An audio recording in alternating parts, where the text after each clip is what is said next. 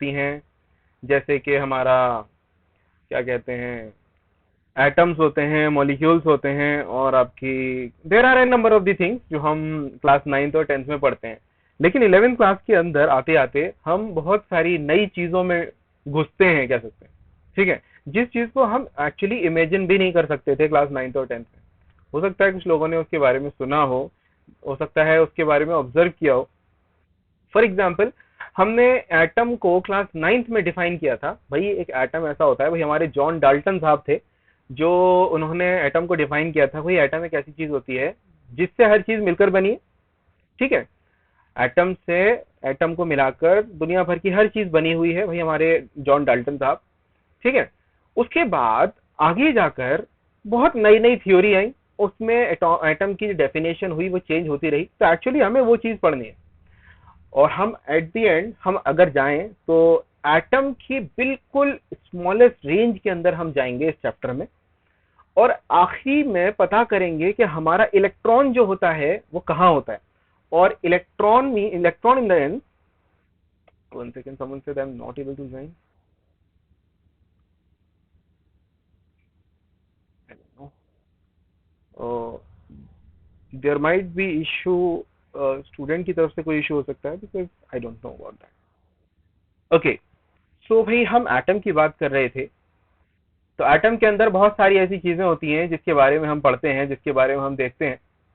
ठीक है, तो शुरू करते हैं एटम के साथ।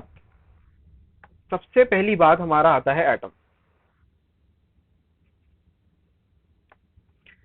तो आपने कभी ये सोचा है कि एटम का जो थ्योरी है, एटम की थ्योरी आई कहाँ से, फ्रॉम वेयर इट केम?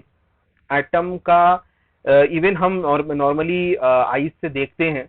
ठीक है, हम नॉर्मली आईज से देखते हैं तो हमें ऑब्वियसली एटम नजर नहीं आता। हम इवन हम बोलते हैं कि भाई गैसेस गैसेस स्टेट में भी एटम होते हैं, लेकिन we are not able to see them. How we will observe the atom? हम एटम को ऑब्जर्व कैसे कर सकते हैं? मैं आपको अनम्यूट करने का ऑप्शन दे रहा हूं, तो अगर कोई स्टूडेंट जवाब देना चाहे please. Sir compound Sir, microscope. by their action. Okay, the first option आपने दिया कि कंपाउंड माइक्रोस्कोप, उसके बाद मेरे पास आया बाय देयर एक्शन। ओके, किस तरह के एक्शंस हो सकते हैं? So like Sir, like gold foil going में in water and कुछ actions थे. गोल्ड फॉइल की तो बहुत दूर बात चली गई। गोल्ड फॉइल की बात तो बहुत दूर चली गई। हम तो नॉर्मल सी चीजों की बात कर रहे हैं। देखो फॉर एग्जांपल, मैं एक बहुत छोटी सी एग्जांपल देता हूँ। आपने 9th क्लास में पढ़ा होगा कि फॉर एग्जांपल आप में से किसी ने एक साइड में बैठकर किसी ने परफ्यूम लगाया। Formation of new substance might be a good thing. ठीक है, तो भाई आपने किसी ने एक ने परफ्यूम लगाया साइड, बिल्कुल कमरे के बिल्कुल कोने में बैठ कर।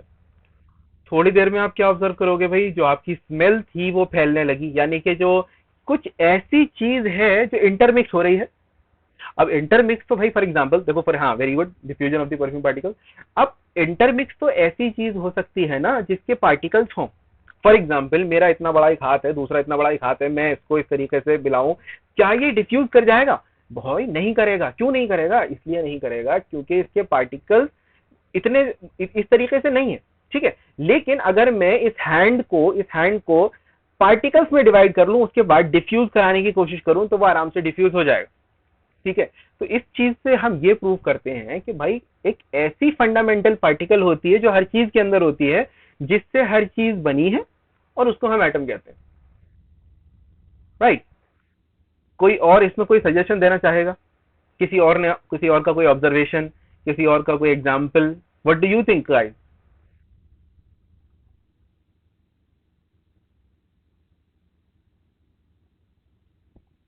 चैट में भी लिख सकते हैं आप लोग। If everything is clear now, everything is smooth now, then we can move forward.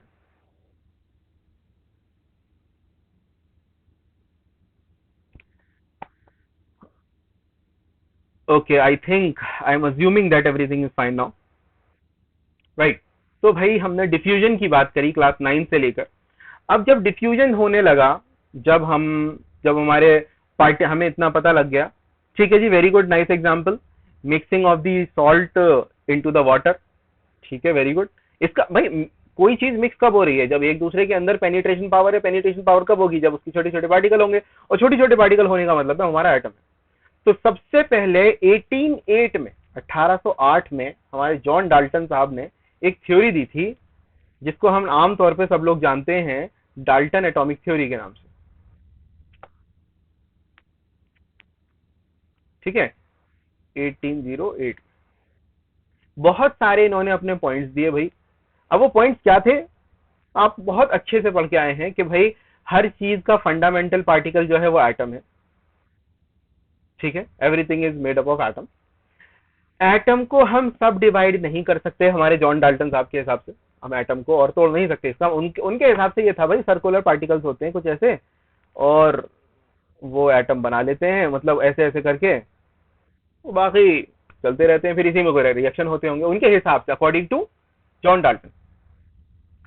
Right, exactly, atom is the smallest part of the matter, ये हमारे जॉन डाल्टन ने कहा था। अब जॉन डाल्टन की बात कई सालों तक चली, सालों तक मानते रहे, हाँ जी बिल्कुल सही कह रहे हैं, ठीक है, बहुत अच्छी बात है। लेकिन 1897 में एक और साइंटिस्ट आए जिसको आप जानते हैं, बहुत अच्छे से जानते होंगे, इनका नाम था जे थॉमसन। भाई कोई बताएगा जे थॉमसन को किस नाम से हम जानते हैं, क्यों जानते हैं?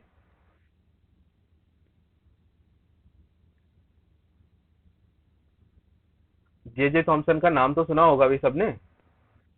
हाँ जी, थॉमसन एटॉमिक थ्योरी तो है। थॉमसन एटॉमिक थ्योरी नहीं है भाई, थॉमसन एटॉमिक मॉडल है, एटॉमिक मॉडल है।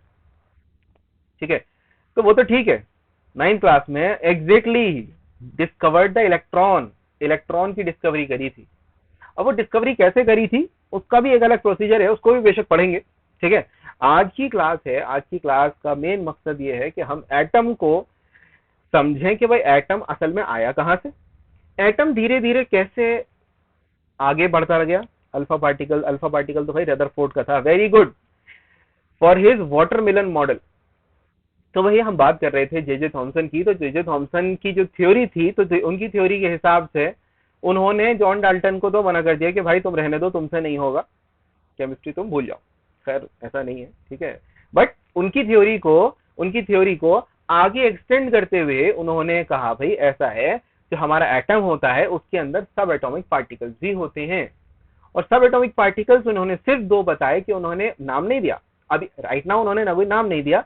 ठीक है, उन्होंने कहा जी ऐसा होता है, कुछ पॉजिटिव होता है, कुछ नेगेटिव होता है। बाद में जाकर इन्होंने ही फिर अपना नेगेटिव इलेक्ट्रॉन को डिफाइन किया। ठीक है, तो उन्होंने कहा था भाई ये ऐसा होता है कि भाई एक आपका वाटरमेलन टाइप शेप होता है, जिसको उन्होंने बाद में एप्पल पाई भी कहा था, और भी कई सारे एग्जांपल दे सकते हैं। और उसके अंदर पॉजिटिव और नेगेटिव चार्जेस जो होते हैं वो एम्बेड होते हैं, मतलब उसके अंदर होते हैं randomly, according to J Thomson atomic model. Right, अभी भी राइट नाउ ये भी मॉडल बहुत अच्छा नहीं था। अब चलो ठीक है, ये कर लिया, जे थॉमसन की थ्योरी वो मानी गई, लोगों ने बहुत अच्छा उन्होंने भी किया। लेकिन उसके कुछ साल बाद इन द सेंस हमने आया 1911 में। 1911 में जिस इस वाले साइंटिस्ट को सब जानते होंगे, बहुत अच्छे से जानते होंगे, इसका नाम था रदरफोर्ड। भाई रदरफोर्ड ने क्या किया था? रदरफोर्ड ने एक एक्सपेरिमेंट किया था, very good, gold foil experiment किया था। अब हमारा केमिस्ट्री जो शुरू होती है यहाँ से होती है, क्योंकि भाई यहाँ से उन्होंने एक्सपेरिमेंट्स करने शुरू करे और चीजों को देखना शुरू किया कि भाई किस तरीके से क्या कैसे होता है, अगर एटम एग्जिस्ट करता है तो क्यों करता है, अगर एग्जिस्ट कर रहा है, ठीक है, अगर एग्जिस्ट कर रहा है तो उसकी प्रॉपर्टीज क्या क्या हो सकती हैं, और अगर प्रॉपर्टीज भी हैं तो किस किस तरीके से हम उसकी प्रॉपर्टी बदल सकते हैं, और अगर उसकी प्रॉपर्टीज को बदल सकते हैं तो उसमें क्या क्या फिजिकल और केमिकल चेंजेस आएंगे। केमिस्ट्री एक ऐसा सब्जेक्ट है जिसके अंदर हम चीजों को खुद भी मॉडिफाई कर सकते हैं, नेचुरली भी हो सकती हैं, चेंजेस को देखते हैं और उसकी प्रॉपर्टीज को ऑब्जर्व करते हैं या फिर देखते हैं, एक्सपेरिमेंट करते हैं। ठीक है, आमतौर पे आपको लगता होगा कि सर ऐसा है, हम तो एटम के बारे में पढ़ रहे हैं या केमिकल रिएक्शन के बारे में पढ़ लेंगे, केमिस्ट्री खत्म हो गई। भाई एक एग्जाम्पल के तौर पे आपको सिर्फ एक छोटा सा आइडिया देता हूं। जैसे फॉर एग्जाम्पल आपने एटॉमिक स्ट्रक्चर पढ़ा था, एटॉमिक स्ट्रक्चर आपने बहुत अच्छे से पढ़ा था। जब आप एडवांस लेवल पर जाएंगे तो आपको सिर्फ एक सब्जेक्ट मिलेगा एटॉमिक स्ट्रक्चर का, सिर्फ एक सब्जेक्ट, और उसके अंदर जो आपने जितना 9th क्लास में पढ़ा था या अभी भी आप 11th क्लास में पढ़ोगे उसमें तो 2-3 पेजेस में आपकी वो बुक में वो खत्म हो जाएगा, उसके बाद की चीजें आएंगी। तो जो चीजें आपको मालूम है वो एक बहुत बेसिक फाउंडेशन है जिससे आगे अब हमें उठना है। केमिस्ट्री के लिए सबसे इंपॉर्टेंट ये है कि चीजों को आप ऑब्जर्व करें, ठीक है। जो मैं पॉइंट्स बता रहा हूं, फॉर एग्जाम्पल मैंने जो आपको अभी तक कोई पॉइंट बताया, अभी तक तो खैर हम इंट्रोडक्शन की बात कर रहे थे, अभी तक हम कोई कंसेप्ट पे बात नहीं पहुंचे, लेकिन जो कंसेप्ट मैं बता रहा हूं, जो चीजें मैं बता रहा हूं, एटलीस्ट आप उनको पॉइंट वाइज नोट कर लीजिए। और बाद में भाई देखो, रिवीजन बहुत जरूरी है। रिवीजन कई तरह का हो सकता है, आप प्रैक्टिस कर सकते हो, आप उसको बार बार रीड कर सकते हो, वो आपकी वो है, लेकिन मेन चीज यहाँ है, यहाँ चीजों को ऑब्जर्व करना है। यहाँ अगर आपने ऑब्जर्व करना और इमेजिन करना सीख लिया, समझ लो पूरी केमिस्ट्री हो गई। स्पेशली केमिस्ट्री के जितने चैप्टर्स मेरे पास हैं, आपके एटॉमिक स्ट्रक्चर हो गया, केमिकल बॉन्डिंग हो गया, और आपकी पीरियोडिक प्रॉपर्टीज हो गया, पी ब्लॉक, एस ब्लॉक वगैरह हो गया, उसके अंदर सबसे बेस्ट पार्ट आपके लिए यह है, आप चीजों को इमेजिन करो, अपने दिमाग में सोचो। आपने तारे जमीन पर मूवी देखी होगी, कितने लोगों ने देखी है? माइक ऑन करके यस कह सकते हो। Yes sir. Yes sir. Yes sir. Sir देखिए। Okay great. आपने जब देखी है भाई, जो हमारा ईशान अवस्थी होता है वो चीजों को इमेजिन कर सकता है, कोई बात नहीं, जिसने नहीं देखी कोई बात नहीं, ठीक है। तो भाई बता रहा हूँ कि कभी कभी ऐसा होता है हमारे माइंड में कुछ ना कुछ होता है, भाई ऐसा हो सकता है, ओहो प्रोटॉन ये चल रहा है, प्रोटॉन ये चल रहा है, इलेक्ट्रॉन बातें कर रहे हैं, इस तरीके का हो भी सकता है। अगर केमिस्ट्री को आप इस तरीके से पढ़ेंगे, बेशक आपको केमिस्ट्री का एक एक कंसेप्ट बहुत अच्छे से समझ में आ सकता है। एक एग्जाम्पल के तौर पे आपको समझने का तरीका बता रहा हूँ कि किस तरीके से हम चीजों को समझ सकते हैं। एक एग्जाम्पल के तौर पे अभी हम जरा एटम को साइड रखते हैं, अभी हम 9th क्लास में वापस आते हैं 2 मिनट के लिए। उसमें हमने बॉन्डिंग जो थी वो 2 तरह की पढ़ी थी, ठीक है। पहली वाली जो बॉन्डिंग थी वो थी आयोनिक, और दूसरी वाली जो बॉन्डिंग हमने पढ़ी थी वो थी हमारी कोवलेंट। जिसको याद है बहुत अच्छी बात है, जिसको नहीं याद कोई बात नहीं, ठीक है। मतलब ये कोई हम यहाँ पर कोई ऐसी नई चीज नहीं पढ़ेंगे, हर चीज हम बेसिक से स्टार्ट करेंगे ताकि सबके समझ में आए, कोई बात नहीं। बहुत सारी ऐसी चीजें आती हैं जो नहीं हो पाती हैं, नो प्रॉब्लम। तो भाई ऐसा होता है, हमारी आयनिक बॉन्डिंग और कोवेलेंट बॉन्डिंग में जो फर्क होता है वो इलेक्ट्रॉन के लेने देने में होता है। हमेशा याद रखो, बॉन्डिंग की जहां भी बात आ गई वहां पे इलेक्ट्रॉन का लेना देना होगा। इवन पूरी केमिस्ट्री में आपका इलेक्ट्रॉन इधर से इधर गया, यहाँ गया, उसके पास उसने पूरा ले लिया, अगर पूरा नहीं ले रहा तो भाई शेयर कर लो, आ जाओ साथ में मिलके एक साथ एक ही इलेक्ट्रॉन को शेयर कर लेते हैं। सारी खेल एक्चुअली इलेक्ट्रॉन का होता है, specially bonding. Even atomic structure में भी आप धीरे धीरे आगे जाओगे ना, आप इलेक्ट्रॉन खोजते रह जाओगे, भाई इलेक्ट्रॉन ढूंढते रहो, इलेक्ट्रॉन कहाँ है। इवन आज तक किसी को नहीं मालूम कि इलेक्ट्रॉन कहाँ है। मतलब ये है, ये मालूम है, फॉर एग्जाम्पल हमारा एटम है, तो एटम के आउटर वाले इस पार्ट में इलेक्ट्रॉन की प्रोबेबिलिटी ज्यादा हो सकती है, यानी कि इस पार्ट में हम इलेक्ट्रॉन को ढूंढ सकते हैं, और बीच में न्यूक्लियस, और अच्छा खासा पार्ट खाली भी हो सकता है एटम के बीच में, ठीक है। तो ऐसा है भाई, हमारे आयनिक कंपाउंड्स जो होते हैं, आयनिक कंपाउंड्स कैसे होते हैं, इलेक्ट्रॉन को ट्रांसफर करके होते हैं, इलेक्ट्रॉन कंप्लीट ट्रांसफर। और हमारे कोवेलेंट जो होते हैं वो इलेक्ट्रॉन की शेयरिंग करते हैं भाई, एग्जैक्टली शेयरिंग करते हैं। अब फॉर एग्जाम्पल मान लो हमारी क्लास में कोई एक ईशान अवस्थी है, उसको मैं समझा रहा हूँ कि कोवेलेंट बॉन्डिंग कैसी होती है। चीजों को ऐसे पढ़ो कि आप दूसरों को भी समझा पाओ, राइट। तो हमारी कोवेलेंट बॉन्डिंग समझाने के लिए हम क्या करेंगे, ऐसा है भाई, एक हाइड्रोजन आया रोता हुआ, ओ भाई मुझे तो भूख लग रही है, मेरे पास सिर्फ एक ही इलेक्ट्रॉन है, मैं क्या करूं, या तो इसको भी ले लो या एक और दे दो ताकि मैं खुश हो जाऊं, ठीक है। हम जानते हैं हाइड्रोजन का जो होता है पहला शेल होता है, पहले शेल के अंदर 2 इलेक्ट्रॉन होते हैं, ठीक है। तो एक हाइड्रोजन हमारा रोता हुआ रह गया, हाँ हाँ भाई वही वाला सिंड्रोम, अब जो चाहिए, ठीक है। खैर एक हाइड्रोजन हमारा रोता हुआ आया कि हमारे पास एक ही इलेक्ट्रॉन है, भाई या तो इसको निकालो, ठीक है, या एक और इलेक्ट्रॉन दो ताकि मैं खुश रह सकूं। तो ये क्या करेगा, ये अपने दूसरे भाई के पास जाएगा, भाई हाइड्रोजन ऐसा है, मेरे पास भी एक इलेक्ट्रॉन है, तुम्हारे पास भी इलेक्ट्रॉन है, मेरा इलेक्ट्रॉन तुम अपने पास रख लो और अपना इलेक्ट्रॉन तुम मेरे पास रखवा दो, ताकि मेरे पास भी कहने के लिए 2 इलेक्ट्रॉन हो गए और तुम्हारे पास भी कहने के लिए 2 इलेक्ट्रॉन होते हैं, भाई मैं भी खुश तुम भी खुश। इस तरह की बॉन्डिंग को हम एक्चुअली कोवेलेंट बॉन्डिंग कहते हैं, राइट। तो this kind of the sir वो बॉन्डिंग बॉन्डिंग शेयरिंग होती है, वो कोवलेंट होती है ना? दोबारा बोलिए। सर मतलब जैसे एक इलेक्ट्रॉन्स को दोनों शेयर कर रहे हैं तो कोवलेंट बॉन्डिंग होगी ना? जी हाँ, एक इलेक्ट्रॉन को ओके अगर सर। दोनों शेयर कर रहे हैं that is called the covalent bonding, right. अब आए हम आयनिक बॉन्डिंग के ऊपर। आयनिक बॉन्डिंग एक ऐसी बॉन्डिंग होती है जहां पर अमीर गरीब का खेल चलता है। क्या चलता है जी? अमीर गरीब का खेल। कैसे चलता है? देखो, हमारे मेटल्स जो होते हैं बहुत बढ़िया लोग होते हैं, बहुत अमीर आदमी, ये लो मेरे पास इलेक्ट्रॉन, ये इलेक्ट्रॉन चाहिए, ये लो इलेक्ट्रॉन, किसी को चाहिए ये लो इलेक्ट्रॉन, ये चाहिए ये खुलेआम इलेक्ट्रॉन निकाल रहा है भाई, इसके पास बहुत इलेक्ट्रॉन है, बहुत अमीर आदमी है। तो metals are considered to be the electron rich species. Electron rich होते हैं हमारे मेटल्स। लेकिन अगर हमारे नॉन मेटल्स हैं, नॉन मेटल हो बेचारे गरीब, इन्हें तो चाहिए इलेक्ट्रॉन, भाई तू भी दे दे, भाई तू भी दे दे। तो क्या होगा? ओहो, ये तो गरीब अमीर की मुलाकात हो गई। अब तो ये तो खुश हो जाएगा, भाई मुझे इलेक्ट्रॉन देने वाला मिल गया, और ये खुश हो जाएगा, भाई मैं इलेक्ट्रॉन दे सकता हूँ किसी को। तो इसने इलेक्ट्रॉन दिया, आ गया पॉजिटिव चार्ज, इसने इलेक्ट्रॉन लिया, इससे आ गया नेगेटिव चार्ज। तो इलेक्ट्रॉन और प्रोटॉन, इलेक्ट्रॉन के ट्रांसफर से दोनों चार्जेस क्रिएट हो गए। और जब चार्जेस क्रिएट हो गए, आप जानते हो कि पॉजिटिव नेगेटिव एक दूसरे को क्या करता है जी? क्या करता है? Sir attract. अट्रैक्ट करता है। तो actually electrostatic attraction between the positive and the negative ion results in the ionic bonding. Ionic bonding electron के ट्रांसफर की वजह से होती है, और जब पॉजिटिव और नेगेटिव आयन बन जाता है, उसके अट्रैक्शन की वजह से आयनिक बॉन्डिंग होती है। तो आई होप, कैसा लगा कॉन्सेप्ट भाई, कैसा लगा? कि आपको क्या समझ में आया? मतलब थोड़ा सा बताओ जरा, ये तरीका कैसा सर लगा? कोवलेंट। तरीका बताओ। हाँ हाँ, बोलो बोलो। कोवेलेंट। सर अच्छा, सर कोवलेंट वो हो गया जब दो कंपाउंड्स आपस में दो एटम। सेम इलेक्ट्रॉन को शेयर करते हैं। जी हाँ, बिल्कुल। सर जैसा आपने हाइड्रोजन का एग्जांपल दिया था, उसमें सर एक एक दोनों के पास था, तो सर अपनी नीड्स पूरी करने के लिए उन्होंने वही इलेक्ट्रॉन्स को शेयर आपस में शेयर कर लिया। बिल्कुल। और सर आयनिक में जो होता है सर वो हायर कंसेंट्रेशन से लोअर कंसेंट्रेशन में आता है अगर देखा जाए तो। ओके, ठीक है भाई, ये तरीका आपको एब्जॉर्ब करने के लिए है। असल में कंसेप्ट तो कुछ और ही होते हैं, जो असल में होता है वो कुछ और होता है, उसकी बात हम भी करेंगे, बिल्कुल करेंगे अच्छे तरीके से। लेकिन जो तरीका है चीजों को एब्जॉर्ब करने का, वो आप यही तरीका आप अप्लाई करोगे, so that you will be able to understand चीजों को हम किस तरीके से रिलेट करते हैं डेली लाइफ से। ओके, आगे बढ़ते हैं।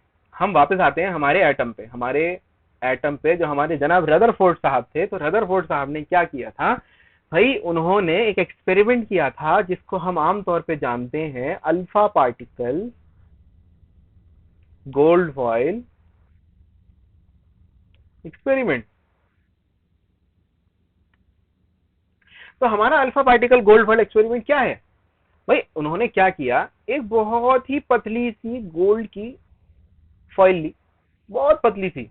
भाई ऑब्वियसली यार गोल्ड महंगा होगा, चलो उसको हम जूम कर लेते हैं। बहुत पतली सी गोल्ड की फॉइल ली, और गोल्ड की फॉइल जो ली थी उसने, चलो इसको फॉइल को भी बड़ा कर लो, ठीक है। ये हमने इसकी फॉइल को और बड़ा कर लिया, चलो बहुत बढ़िया बात।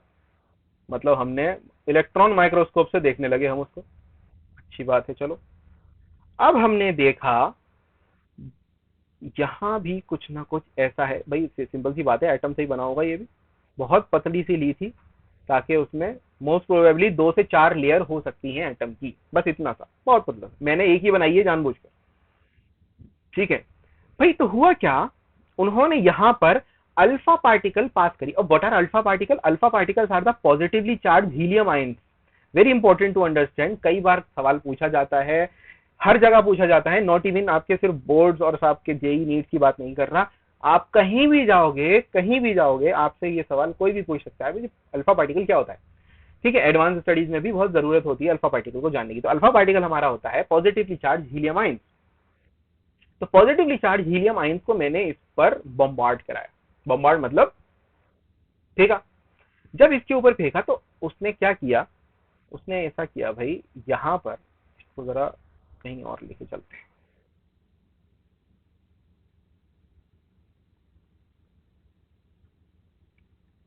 ओके, इसको हम जरा नीचे लेकर चलते हैं, ताकि हम आराम से अपने अल्फा पार्टिकल का बम्बार्डमेंट करा दें।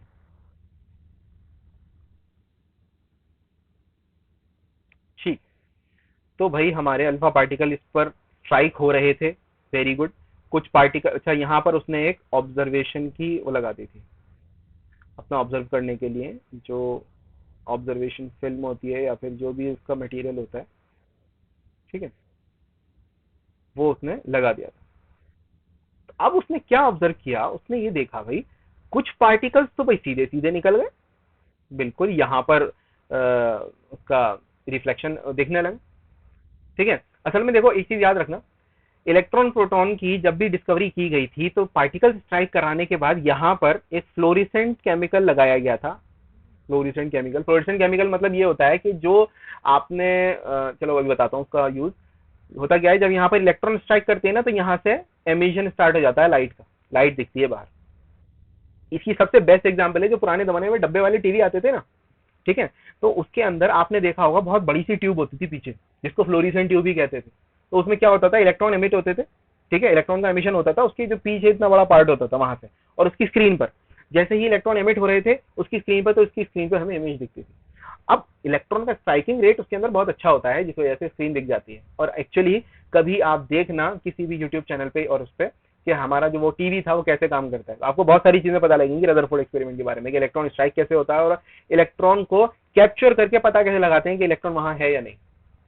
चलो खैर वापस आते हैं यहाँ पर।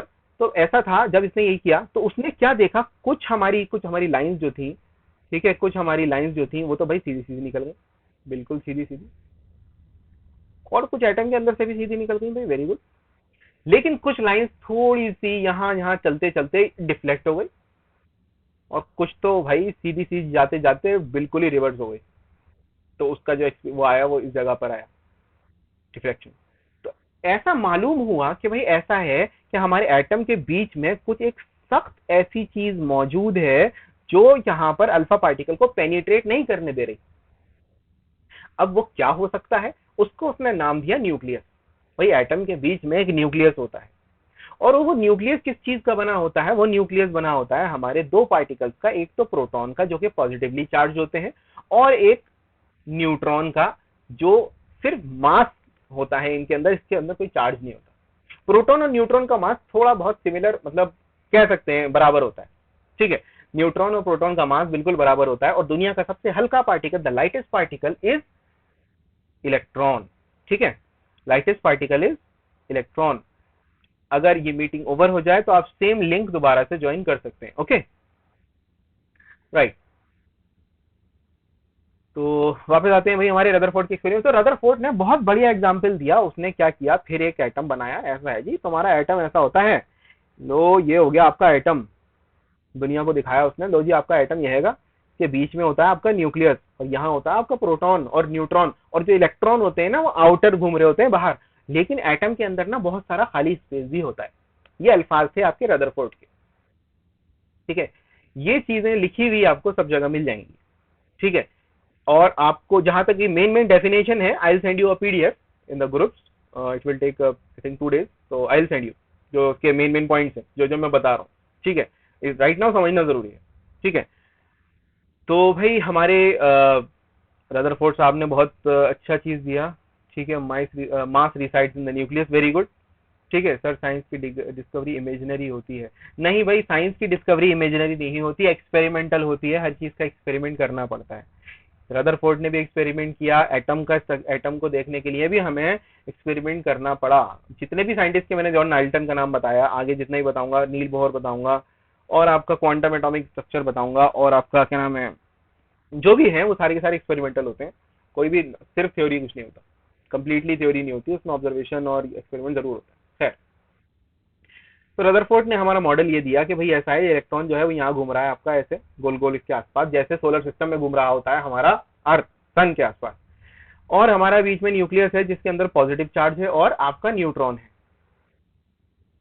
चलो ठीक है, यहां तक हमारी बातें समझ में आ गई, बहुत बढ़िया बात बताई इन्होंने, लेकिन एक बात हमें समझ में नहीं आई भाई। अब क्या समझ में नहीं आई, वो थी इसकी लिमिटेशन। इसकी पहली लिमिटेशन ये है, एक बात बताओ भाई, वैसे तो आप बहुत बोलते रहते हो कि जी ऐसा है जी, पॉजिटिव ये प्रोटॉन और ये नेगेटिव ये न्यूट्रॉन, भाई ये तो पॉजिटिव चार्ज है ये नेगेटिव चार्ज है, तो ये क्या करेगा जी, एक दूसरे को अट्रैक्ट करेगा। और अगर अट्रैक्ट करेगा तो भाई एक बात बताओ, ये चलते चलते ऐसा तो नहीं है नीचे गिर जाए, प्रोटॉन के अंदर, एटम ही खत्म, दुनिया खत्म, बर्बाद। लेकिन ऐसा तो नहीं होता। इसका मतलब इसकी पहली लिमिटेशन ये थी कि ये एटम की स्टेबिलिटी को नहीं बता पा रहा था कि इलेक्ट्रॉन इसी ऑर्बिट में ही क्यों घूम रहा है। ठीक है, वो ऐसा नहीं है कि वो नीचे गिर जाए या फिर वो बहुत ही ऊपर चला जाए अचानक से। ठीक है, इसी ऑर्बिट में क्यों घूम रहा है। उसके अलावा फिर पहली लिमिटेशन समझ में आई सबको, रीजन समझ में आया। Yes, sir. लेकिन आप लोगों ने 9th क्लास में जो एटम की इमेजिनेशन कर रखी होगी ऐसी कर रखी होगी, लेकिन कभी ये सोचा नहीं होगा कि भाई ऐसा है, इलेक्ट्रॉन है, ये प्रोटॉन है, ये गिर क्यों नहीं रहा अंदर। ठीक है, तो ये जब चीजें सोची गई तो भाई ये तो हमारी नॉर्मल सी फिजिक्स थी कि पॉजिटिव नेगेटिव एक दूसरे को अट्रैक्ट करता है। लेकिन ये है भाई क्वांटम वर्ल्ड, यहाँ पर नॉर्मल फिजिक्स काम नहीं करती। यहाँ काम कराने के लिए हमारे पास अलग थ्योरीज और अलग लॉज होते हैं जिनको हम अप्लाई कराते हैं। ठीक है, इसकी सेकंड जो थी आपकी लिमिटेशन, सेकंड लिमिटेशन ये थी कि चलो आपकी बात मैंने मान ली रदरफोर्ड भाई कि तुम्हारे जो इलेक्ट्रॉन है वो चारों तरफ घूम रहा है, ठीक है, बहुत बढ़िया बात। लेकिन Now, can you repeat please? First one. First limitation, Yes, sir. Okay, तो भाई फर्स्ट लिमिटेशन हमारी ये थी कि हमारा इलेक्ट्रॉन और प्रोटॉन पॉजिटिव और नेगेटिवली चार्ज होता है। तो ऐसा क्यों नहीं है कि इलेक्ट्रॉन प्रोटॉन के पास चला जाए, अट्रैक्ट हो जाए बिल्कुल जम के इलेक्ट्रॉन प्रोटॉन, जरूरत ही नहीं घूमने की। इलेक्ट्रॉन क्यों उतनी ही दूरी से घूमता रहता है जबकि एक पॉजिटिव और एक नेगेटिव चार्ज है। ये थी पहली लिमिटेशन, ये सवाल था। ठीक है, जवाब बाद में हमारे नील बोहर साहब देंगे। ठीक है, तो भाई ये थी पहली limitation. Is it fine now, मतलब समझ में आया क्या कहना चाह रहा हूं मैं। Yes, sir. Yes, sir. Okay okay, तो राइट, चलो ठीक है, बहुत बढ़िया। दूसरी हमारी लिमिटेशन ये थी कि भाई हमने 10th क्लास में एक चीज पढ़ी थी, magnetic effect of electric current, कि जब कभी भी हमारा इलेक्ट्रॉन या कोई भी चार्ज पार्टिकल बड़ी तेजी से एक्सेलरेट करता है, घूमता है, तो वहां पर मैग्नेटिक फील्ड जनरेट होती है।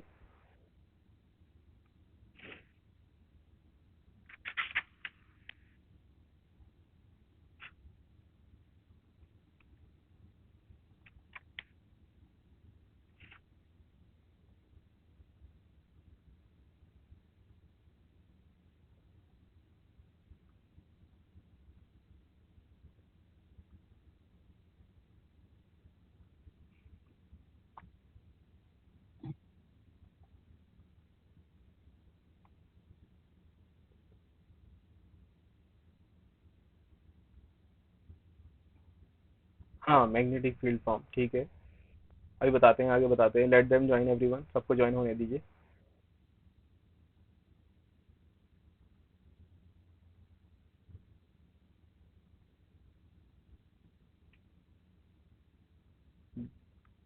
हाँ वो ठीक है, अभी बताएंगे। यहाँ पर असल में वो थंब रूल वगैरह नहीं लगेगा, मैं सिर्फ एक एग्जांपल दे रहा हूँ, अभी बताऊंगा रीजन क्या है, मैं क्यों बताया वो सब, आई विल टेल यू। उसमें जो थ्योरी आप समझ रहे हो ना, मैं वो वाली बात नहीं कर रहा वहाँ। ठीक है, मैग्नेटिक फील्ड जनरेट होगी, मैग्नेटिक फील्ड जनरेट होने के बाद अभी कुछ होगा, अभी रुक जाओ, लेट देम ज्वाइन एवरीवन, अभी सब लोगों को। हाँ जी सर, मैंने चैप्टर 2 स्टार्ट किया है, atomic structure.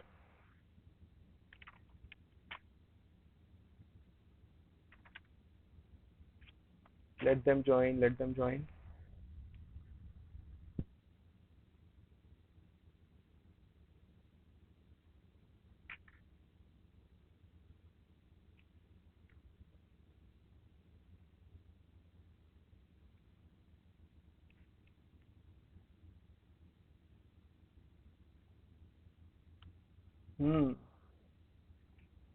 Who discovered neutron, भाई हेनरी मोस्ले साहब, Henry Mosley simple.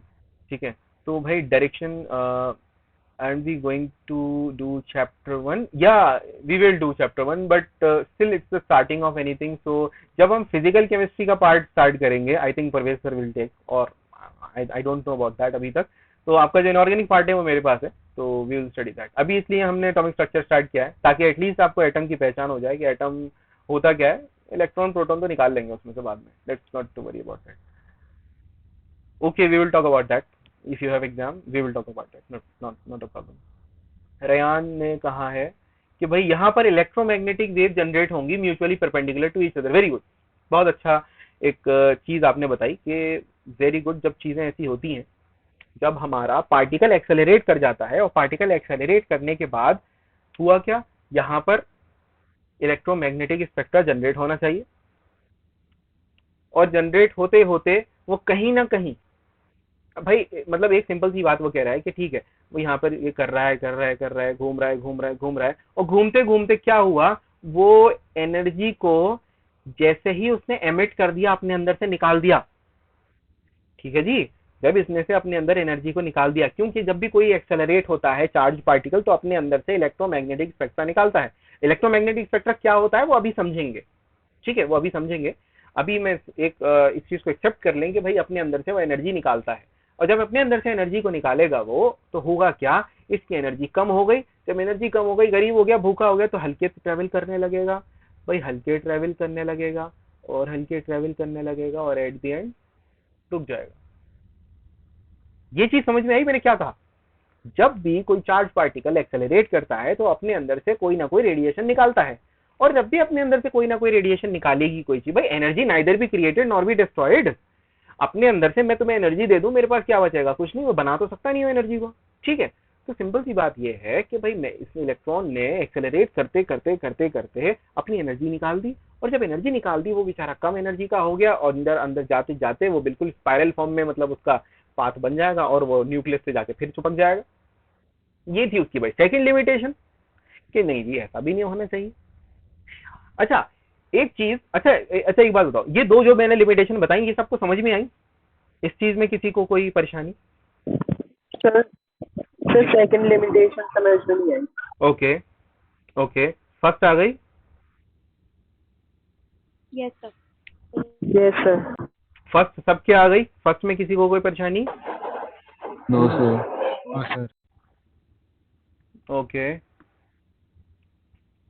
Great. Second limitation ये कह रही थी भाई ऐसा होता है जब भी आपका कोई चार्ज पार्टिकल होता है, चार्ज पार्टिकल इलेक्ट्रॉन और प्रोटॉन हो सकते हैं ना, चार्ज पार्टिकल जो होता है आपका वो कहीं भी एक्सेलरेट हो रहा होता है तो अपने अंदर से वो रेडिएशन को निकालता है। इतना समझो भी, इतना समझ में आया जी? चार्ज पार्टिकल एक्सेलरेट करता है तो अपने अंदर से रेडिएशन को निकालता है। अच्छा एग्जांपल देता हूं, चलो एग्जांपल सुन लो। आपने हीटर देखा? Yes sir. Heater is an example of the electromagnetic heating, electronic heating जिसे कहते हैं हम, heating effect of electric current. वो चल रहा है, किसी वजह से हीट हो रहा है, अपने अंदर से रेडिएशन निकाल रहा है, अपने अंदर से एनर्जी निकाल रहा है ना, एनर्जी लूज कर रहा है वो कहीं ना कहीं। भाई सिंपल सी बात ये है, कोई भी चार्ज पार्टिकल जब भी किसी जगह एक्सेलरेट हो, नॉट इवन दिस फॉर्म, अगर वहां भी एक्सेलरेट होगा चार्ज पार्टिकल तो एक चीज जरूर होगी कि वो अपने अंदर से एनर्जी निकालेगा, और जब उसने अपने अंदर से एनर्जी निकालना शुरू कर दी तो वो भाई जब कोई भी एनर्जी निकालेगा तो उसकी स्पीड कम हो जाएगी। सिंपल सी बात है या नहीं? अगर कोई भी अपने अंदर से एनर्जी निकालेगा स्पीड कम हो जाएगी, और जब स्पीड कम हो जाएगी तो वो एट द एंड न्यूक्लियस के पास जाकर उससे चिपक जाएगा। भाई कोई भी चीज मूव क्यों करती है? Due to the presence of kinetic energy, yes और नो? Yes sir. तो भाई काइनेटिक एनर्जी उसमें जब खत्म हो जाएगी तो एट द एंड वो जाकर न्यूक्लियस से चिपक जाएगा। इसका मतलब खेल खत्म, एटम खत्म, दुनिया खत्म। लेकिन ऐसा नहीं होता, तो ये भी उसकी एक लिमिटेशन है, ठीक है। ये इलेक्ट्रोमैग्नेटिक थ्योरी के हिसाब से ये उसकी एक लिमिटेशन है। पहली जो थ्योरी थी वो एटम की स्टेबिलिटी, पहली थ्योरी को हम अगर अपने वर्ड्स में लिखेंगे, it was not able to define the stability of an atom, और दूसरे को हम लिखेंगे due to the electromagnetic theory, if the charge particle is accelerated then it always emit some kind of radiation, and if this electron will emit any radiation, then a time will come when it will lose all of its energy, सारी energy lose कर देगा, और सारी energy lose करने के बाद वो nucleus के साथ चिपक जाएगा, it will be attached to the nucleus. Now it is fine? Yes sir. okay okay।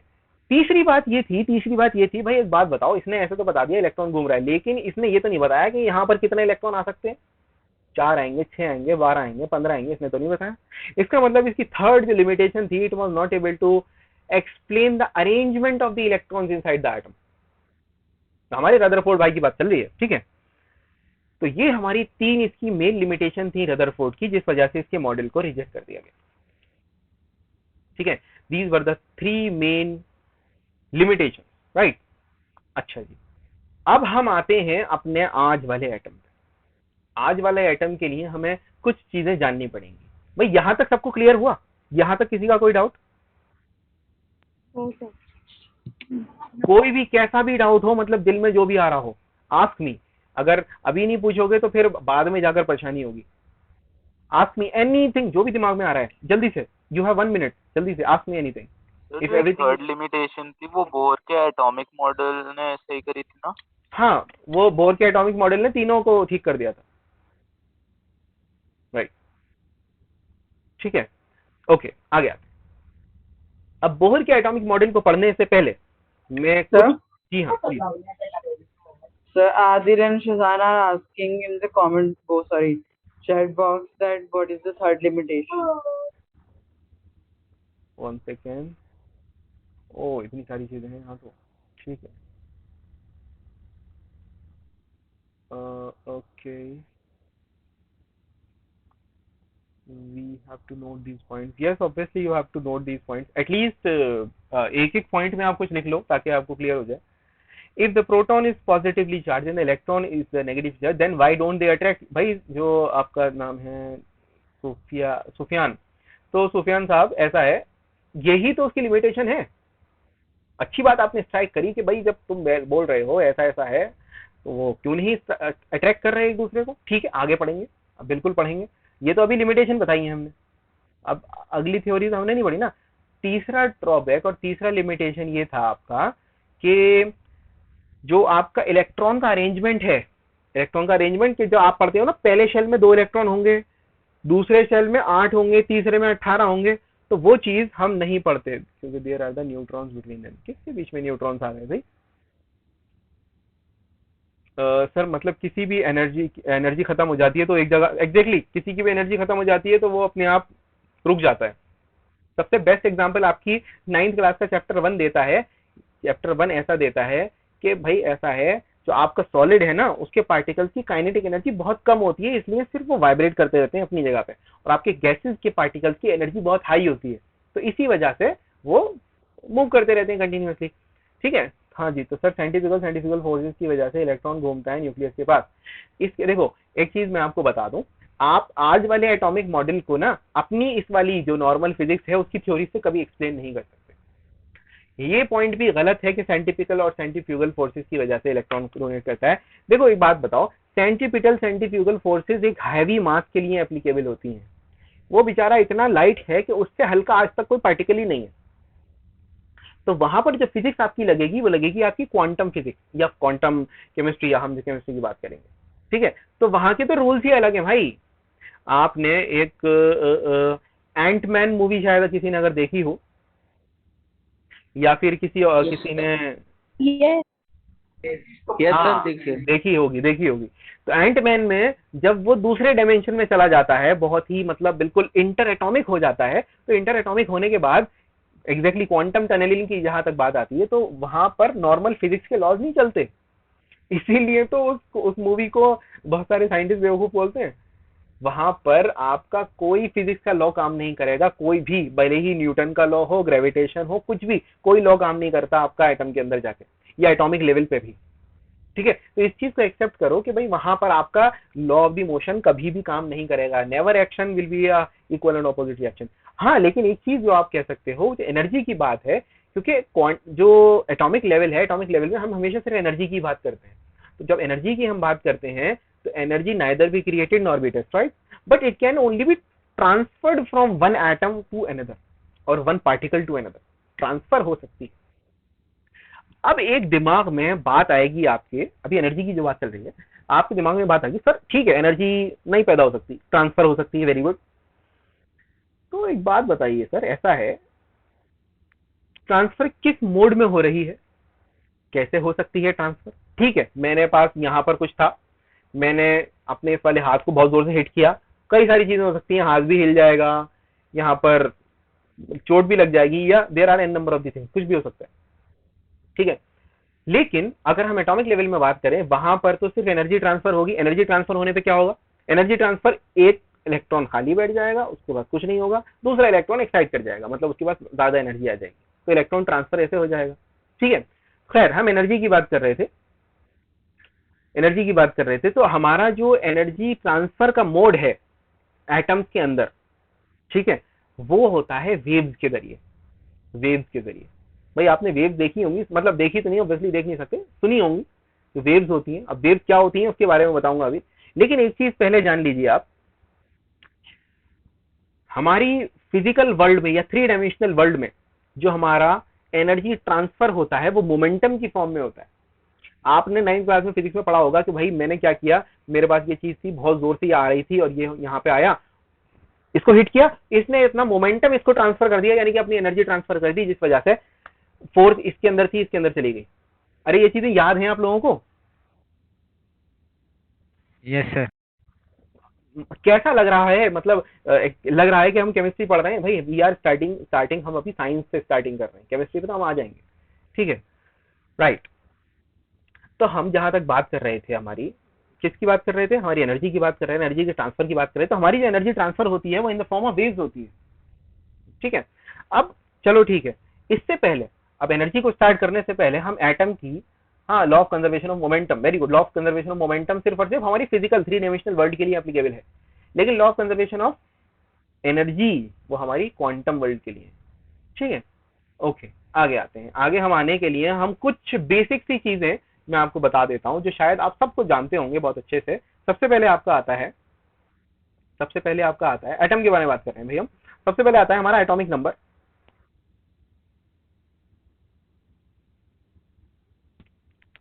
क्या होता है जी एटॉमिक नंबर? एटॉमिक नंबर क्या होता है? वेरी गुड, लोग बता सकते हैं, आराम से बता सकते हैं। Atomic number is equals to the mass number. Oh no, no, no, no. Atomic Number number of electrons. Number of protons, Number not of electrons, protons. guys. Number of protons, Number of always. protons present in an इस चीज को आप याद रख लो कि number, हमारा atomic number जो होता है वो हमारे नंबर ऑफ प्रोटॉन के बराबर होता है।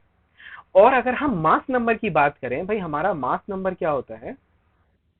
number of protons. Number of plus protons number of plus neutrons. number of neutrons. Number of proton और न्यूट्रॉन का सम। अब देखो, सुनो मेरी बात, एटम के अंदर हम जब भी एटम का मास निकालने की कोशिश करते हैं, फॉर एग्जांपल मेरे पास एक हीलियम है, हीलियम के अंदर 2 प्रोटॉन है और 2 न्यूट्रॉन है, और मेरे पास मान लो 1 2 3 4 ऐसे करके है, ये पॉजिटिव चार्ज है, ये भी पॉजिटिव चार्ज है, और ये इलेक्ट्रॉन घूम रहे हैं, 1 2 इलेक्ट्रॉन यहाँ। ठीक है, ये हमारा हीलियम है। मैं आपसे कहूं भाई ऐसा है, इसका मास बताओ मुझे कितना होगा, तो आप कहोगे सर ऐसा है, इलेक्ट्रॉन तो बड़ा हल्की चीज है, उसको तो छोड़ ही दो। ठीक है, अच्छी बात है, छोड़ दिया। अब क्या बचा उसके अंदर? प्रोटॉन बचे और न्यूट्रॉन बचे। ठीक है, तो एक काम करो, आप ये सोच लो और मान लो कि एक प्रोटॉन का मास 1 यूनिट होता है। एक प्रोटॉन का मास 1 यूनिट होता है। Mass of proton is equal to 1 unit. भाई ग्राम नहीं कह रहा, ठीक है, कंफ्यूज मत हो जाना, मास 1 यूनिट बोला है। अब वो एटॉमिक मास यूनिट है, ठीक है, एटम की अपनी यूनिट है, और मास ऑफ द प्रोटॉन जो होता है वो मास ऑफ द न्यूट्रॉन के बिल्कुल बराबर होता है। ठीक है, mass of the proton is equal to mass of the neutron. अब एक बात बताओ, इसका मास आप कितना बताओगे भाई? लगाओ, अपने दिमाग लगाओ। हाँ, 2 unified. 4. Very good, 4। 4 यूनिफाइड मास।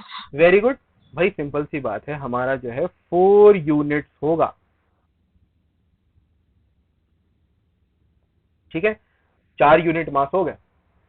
जब हमारा 4 यूनिट मास हो गया तो बहुत बढ़िया बात, ये चीजें हमें समझ में आने लगी हैं कि एटॉमिक नंबर क्या होता है और एटॉमिक मास क्या होता है।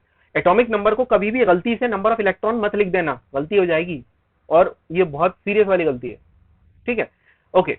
अब सर ठीक है, बहुत बढ़िया बात बताई आपने, एटॉमिक नंबर और एटॉमिक मास बता दिया हमने, तो इलेक्ट्रॉन की केमिस्ट्री जीत ली, लेकिन इलेक्ट्रॉन की तो बात ही नहीं आई अभी। ठीक है, तो अब जब हम इलेक्ट्रॉन की बात करते हैं, याद रखो इस चीज को, जब हम इलेक्ट्रॉन की बात करते हैं तो इलेक्ट्रॉन हम काउंट करते हैं न्यूट्रल एटम में।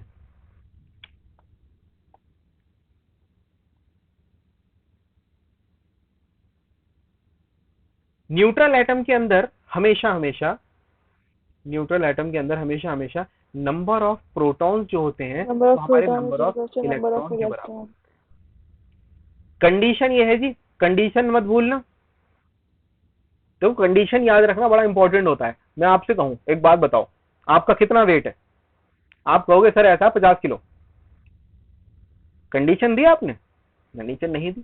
जब 50 किलो आपने कह दिया, सिंपल सी बात है, पहली बात तो वेट जो होता है न्यूटन में होता है, ठीक है। तो भाई आपने 50 बोला, लेकिन आपने ये नहीं बताया कि वो अर्थ पे है या मून पे।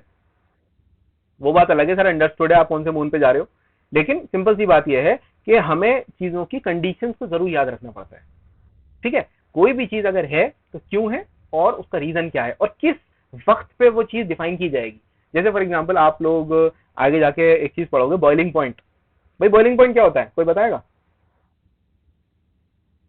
सर वो लेवल जिस पॉइंट पे आके वाटर बॉईल हो जाता है। जिस पे वाटर स्ट्रीम में बदल जाता है, वाटर स्ट्रीम में चेंज होता है। Liquid into gas. Water boil क्या वाटर का बॉइलिंग पॉइंट बदल सकता है? लीच टेम्परेचर Yes, sir.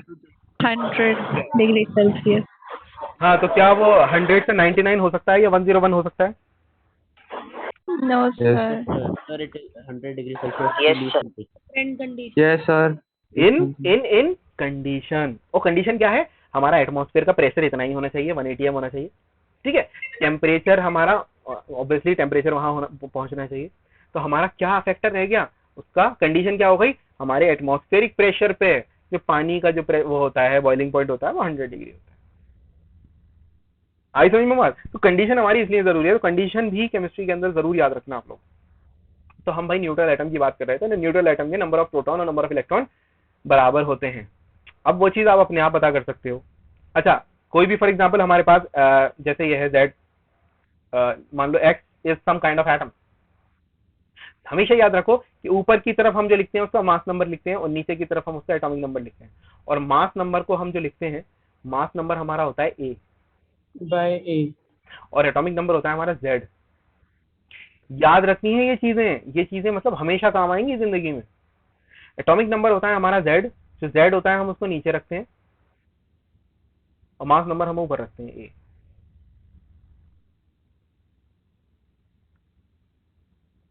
ठीक है जी, अभी तक दीजिएगा किसी को किसी जी हाँ एलिमेंट बताइए। के साथ, किसी एलिमेंट के साथ सर एग्जांपल दीजिएगा। हाँ बिल्कुल देंगे, बिल्कुल देंगे। जैसे फॉर एग्जांपल हम हीलियम की बात कर लेते हैं, ठीक है। यहाँ तक आई थिंक मेरी वीडियो आ रही होगी, एक सेकंड। वो ऊपर कर लेते हैं। ओके सर Cl3517 हाँ, एक मिनट यार, थोड़े सवालात हैं, कुछ देख लेते हैं एक बार। Number proton, okay okay, 373 kelvin, very good. 50 kilo तो मास होगा sir, same everywhere. Weight is measured in the newton. जी हाँ, वही बात मैंने कही। ओके चलिए, न्यूट्रल एटम कौन से होते हैं? Okay no problem. देखो भाई, न्यूट्रल एटम वो होते हैं जिसके अंदर कोई चार्ज नहीं होता, बड़े सीधे साधे से एटम। जैसे फॉर एग्जांपल हमारा सोडियम,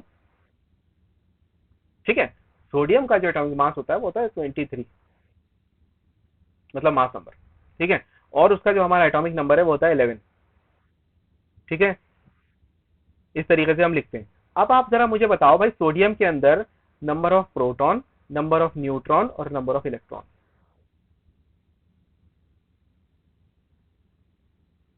कमेंट बॉक्स में लिख दीजिए, कोई प्रॉब्लम नहीं। Protons 11 and proton 11, also electron 11. 11 और न्यूट्रॉन न्यूट्रॉन्स आर 12। और इलेक्ट्रॉन 11. 11। Electron 11. किसी को कोई परेशानी इसको मैं इलेक्ट्रॉन 11 बताने में? कमेंट बॉक्स में आप लिख सकते हो, जो भी अगर किसी की कोई डाउट है, कोई भी चीज है कि भाई सर 11 क्यों है, ठीक है, very good. Number of proton neutron के बराबर। प्रोटॉन 11 कब से हो गए? प्रोटॉन 11 थोड़ी होंगे भाई। 23 माइनस 11 कितना हो गया? अरे भाई 12 तो हो गया। वो तो न्यूट्रॉन है। हाँ, न्यूट्रॉन की तो बात हो रही है, प्रोटॉन, ठीक है, न्यूट्रॉन की बात हो रही है। ओके खैर, आगे आते हैं थोड़ा सा। अच्छा हाँ, इलेक्ट्रॉन भी आपने बता दिए। चलिए, अगर मैं इस सोडियम को मैंने Na23 एंड 11 के बाद यहाँ पर लगा दिया मैंने पॉजिटिव चार्ज। अब जरा मुझे बताइए जी यहाँ पर नंबर ऑफ प्रोटॉन कितने होंगे, न्यूट्रॉन कितने होंगे और इलेक्ट्रॉन कितने होंगे? सर इलेक्ट्रॉन्स 10 होंगे, प्रोटॉन 11 होंगे और neutron 12। Very good. Sir electron 10 क्यों? हाँ इलेक्ट्रॉन 10 क्यों, वेरी गुड। ओके देखो भाई 1 सेकेंड गाइस, 1 सेकेंड।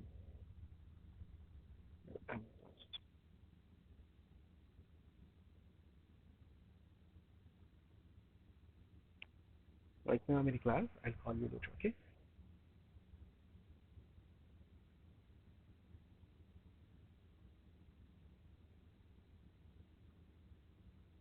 Okay.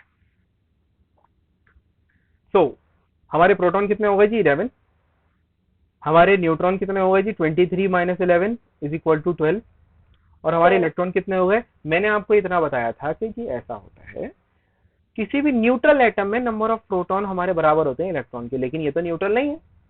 यहाँ क्या करें? तो एक काम करिए, सिंपल सी बात है, आप नंबर ऑफ प्रोटॉन लिखिए और प्रोटॉन लिखने के बाद आप इसमें से माइनस कर दिए जो भी चार्ज आ रहा है।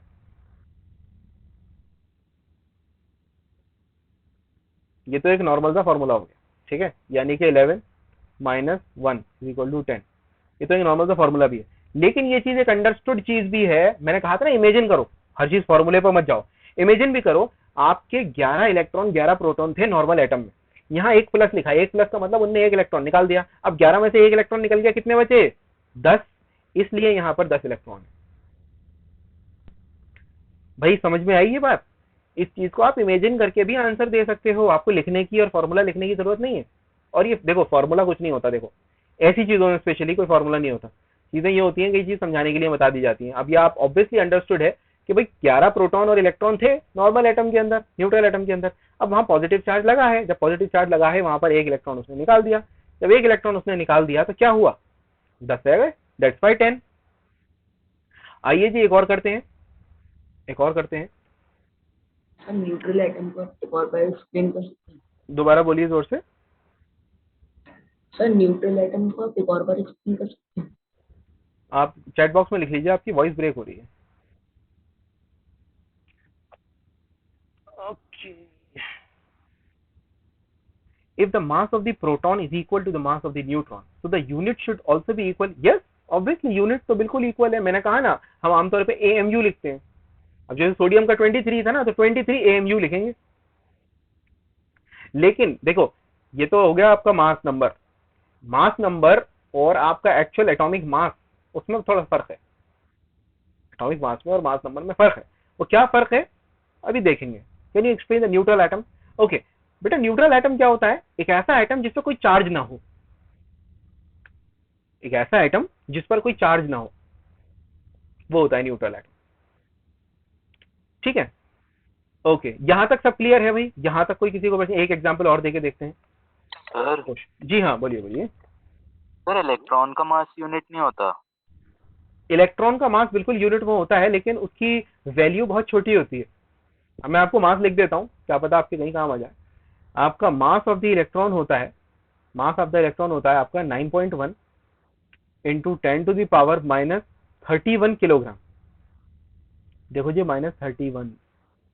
और मास ऑफ द प्रोटॉन होता है आपका 1.67 into 10 to the power minus 27 kilogram.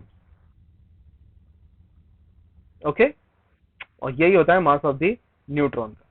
अब 1.67 इंटू 10 टू द पावर 27 को आप क्या कह सकते हो?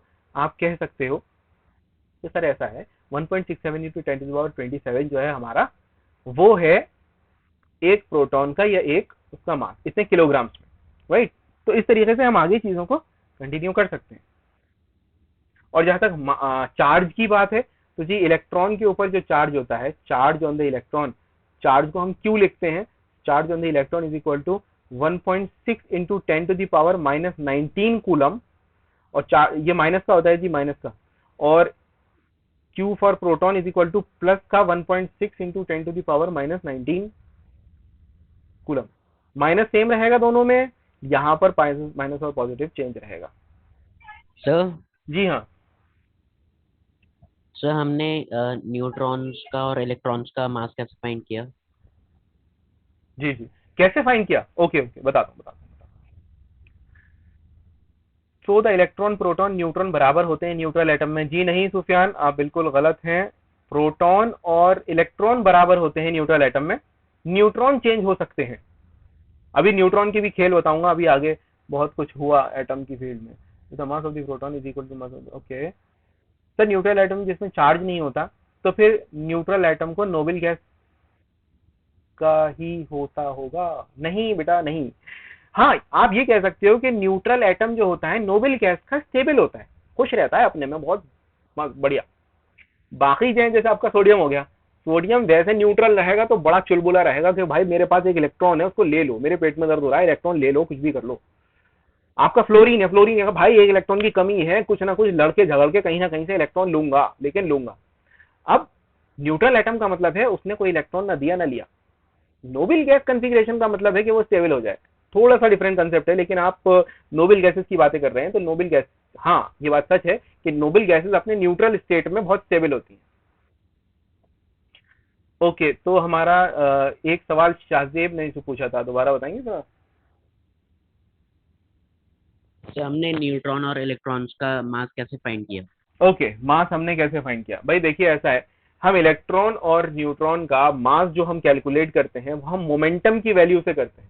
हम क्या करते हैं, आप जानते हो मोमेंटम कैसा होता है? जब P equal to M B, P equal to M B, Yes, sir. है ना? Yes, तो sir. देखो देखो देखो, जब हम मोमेंटम किसी चीज का, मोमेंटम होता क्या है? सबसे बड़ी बात, मोमेंटम हमारा थोड़ा बहुत काम भी आएगा इसके अंदर, लेकिन मोमेंटम को हमें जानना भी जरूरी है। मोमेंटम क्या होता है? मोमेंटम एक ऐसी फोर्स, मोमेंटम जैसे फॉर एग्जाम्पल ये कोई चलती हुई चीज आ रही थी, ये यहाँ पर स्ट्राइक कर रहा था, स्ट्राइक करते हुए मुझे इसको रोकने के लिए कितनी फोर्स लगानी पड़ी, वो होता है हमारा मोमेंटम। समझ में आया जी? जैसे हमने बॉल कैच करी, तो बॉल कैच करने के लिए हमने कितना मोमेंटम हमने लगाया। इसीलिए आप याद होगा जब हम बोलते थे कि भाई मोमेंटम कम कर दो, बॉल को यूं करके यूं कर लो, ताकि हम मोमेंटम कम हो जाए, फोर्स कम लगे, चोट ना लगे। तो इसका मतलब ये है मोमेंटम हमारा थोड़ा इंपॉर्टेंट है मास के रिस्पेक्टिव में। हम क्या करते हैं मास और ये निकालने के लिए, हम m बाय जेड मतलब मास बाय चार्ज की वैल्यू निकालते हैं, रेशियो निकालते हैं अपने एक्सपेरिमेंटल मेथड से। ये सारी चीजें जितनी भी वैल्यूज आती है ना आपकी, सब एक्सपेरिमेंटल है।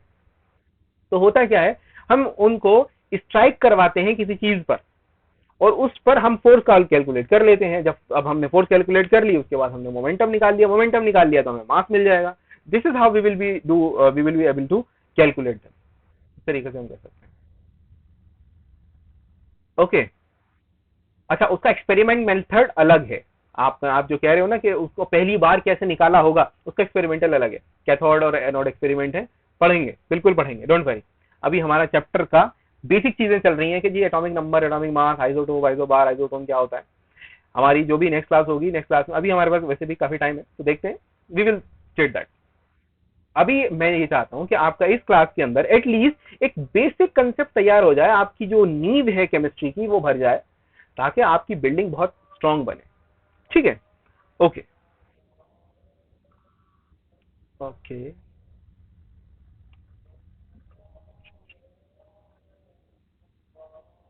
आगे आते हैं। हाँ, तो हम ये मास की बात कर रहे थे, मास नंबर वगैरह की। हाँ, तो किसी ने मैं यहाँ पर लिखा था, किसी ने यहाँ पर लिखा था कि सर ऐसा होता है कि क्या न्यूट्रल एटम के अंदर number of proton, number of neutron और नंबर ऑफ इलेक्ट्रॉन बराबर होते हैं? जी आपका गलत स्टेटमेंट है, ऐसा नहीं होता। ऐसा क्यों नहीं होता? कोई प्रोटॉन और Number of electron, protons is equal to number of electrons. हाँ एग्जैक्टली, प्रोटॉन और इलेक्ट्रॉन बराबर होते हैं न्यूट्रल एटम। न्यूट्रॉन वेरी कर सकता है। फॉर एग्जाम्पल मैं हाइड्रोजन की बात करता हूँ। क्या आपको मालूम है, आपके जॉन डाल्टन साहब ने कहा था कि एक एटम एक ही तरह का होता है? याद है किसी को? जॉन डाल्टन ने जब अपने पोस्टुलेट दिए थे डाल्टन एटॉमिक थ्योरी के, उसने कहा था कि सर ऐसा होता है कि जो हमारा हाइड्रोजन है वो एक ही तरह का, मतलब हर एक एटम एक ही तरह का होगा। अगर हाइड्रोजन है तो दुनिया भर में आप ढूंढ लो, हाइड्रोजन ही मिलेगा आपको उसकी सेम प्रॉपर्टीज के साथ, जबकि ये गलत है। आपने कहीं ना कहीं शायद देखा होगा, हाइड्रोजन होता है, वेरी गुड, एक होता है ड्यूटेरियम और एक होता है ट्राइटियम। ये तीनों हाइड्रोजन की फॉर्म है, तीनों का एटॉमिक नंबर एक होता है, लेकिन फर्क होता है इनके number of number of neutrons में। इसके अंदर एक तो प्रोटॉन हो गया, लेकिन इसके अंदर कोई भी न्यूट्रॉन नहीं होता, हाइड्रोजन जो नॉर्मल हमारा हाइड्रोजन है। लेकिन जो ड्यूटेरियम होता है, तो ड्यूटेरियम में एक और एक न्यूट्रॉन होता है, जिसकी वजह से इसका मास नंबर 2 हो जाता है। और ट्राइटियम जो होता है उसके अंदर एक तो हमारा न्यूट्रॉन और एक हमारा प्रोटॉन और दो हमारे न्यूट्रॉन, जिसकी वजह से इसका एटॉमिक मास 3 हो जाता है। तो देखो जी, एटम तो एक ही है लेकिन मास अलग अलग है, और मास अलग अलग होने की वजह से इसके अंदर नंबर ऑफ न्यूट्रॉन्स अलग अलग है, क्योंकि एटॉमिक नंबर तो एक ही है। एग्जैक्टली इनको हम कहते हैं आइसोटोप्स।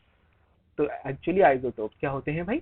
आइसोटोप होता तो एक ही एटम है, लेकिन अलग अलग कैरेक्टर का, अलग अलग उसके नॉर्मली मास में ही फर्क होता है और किसी चीज में फर्क नहीं होता, नंबर ऑफ न्यूट्रॉन्स में।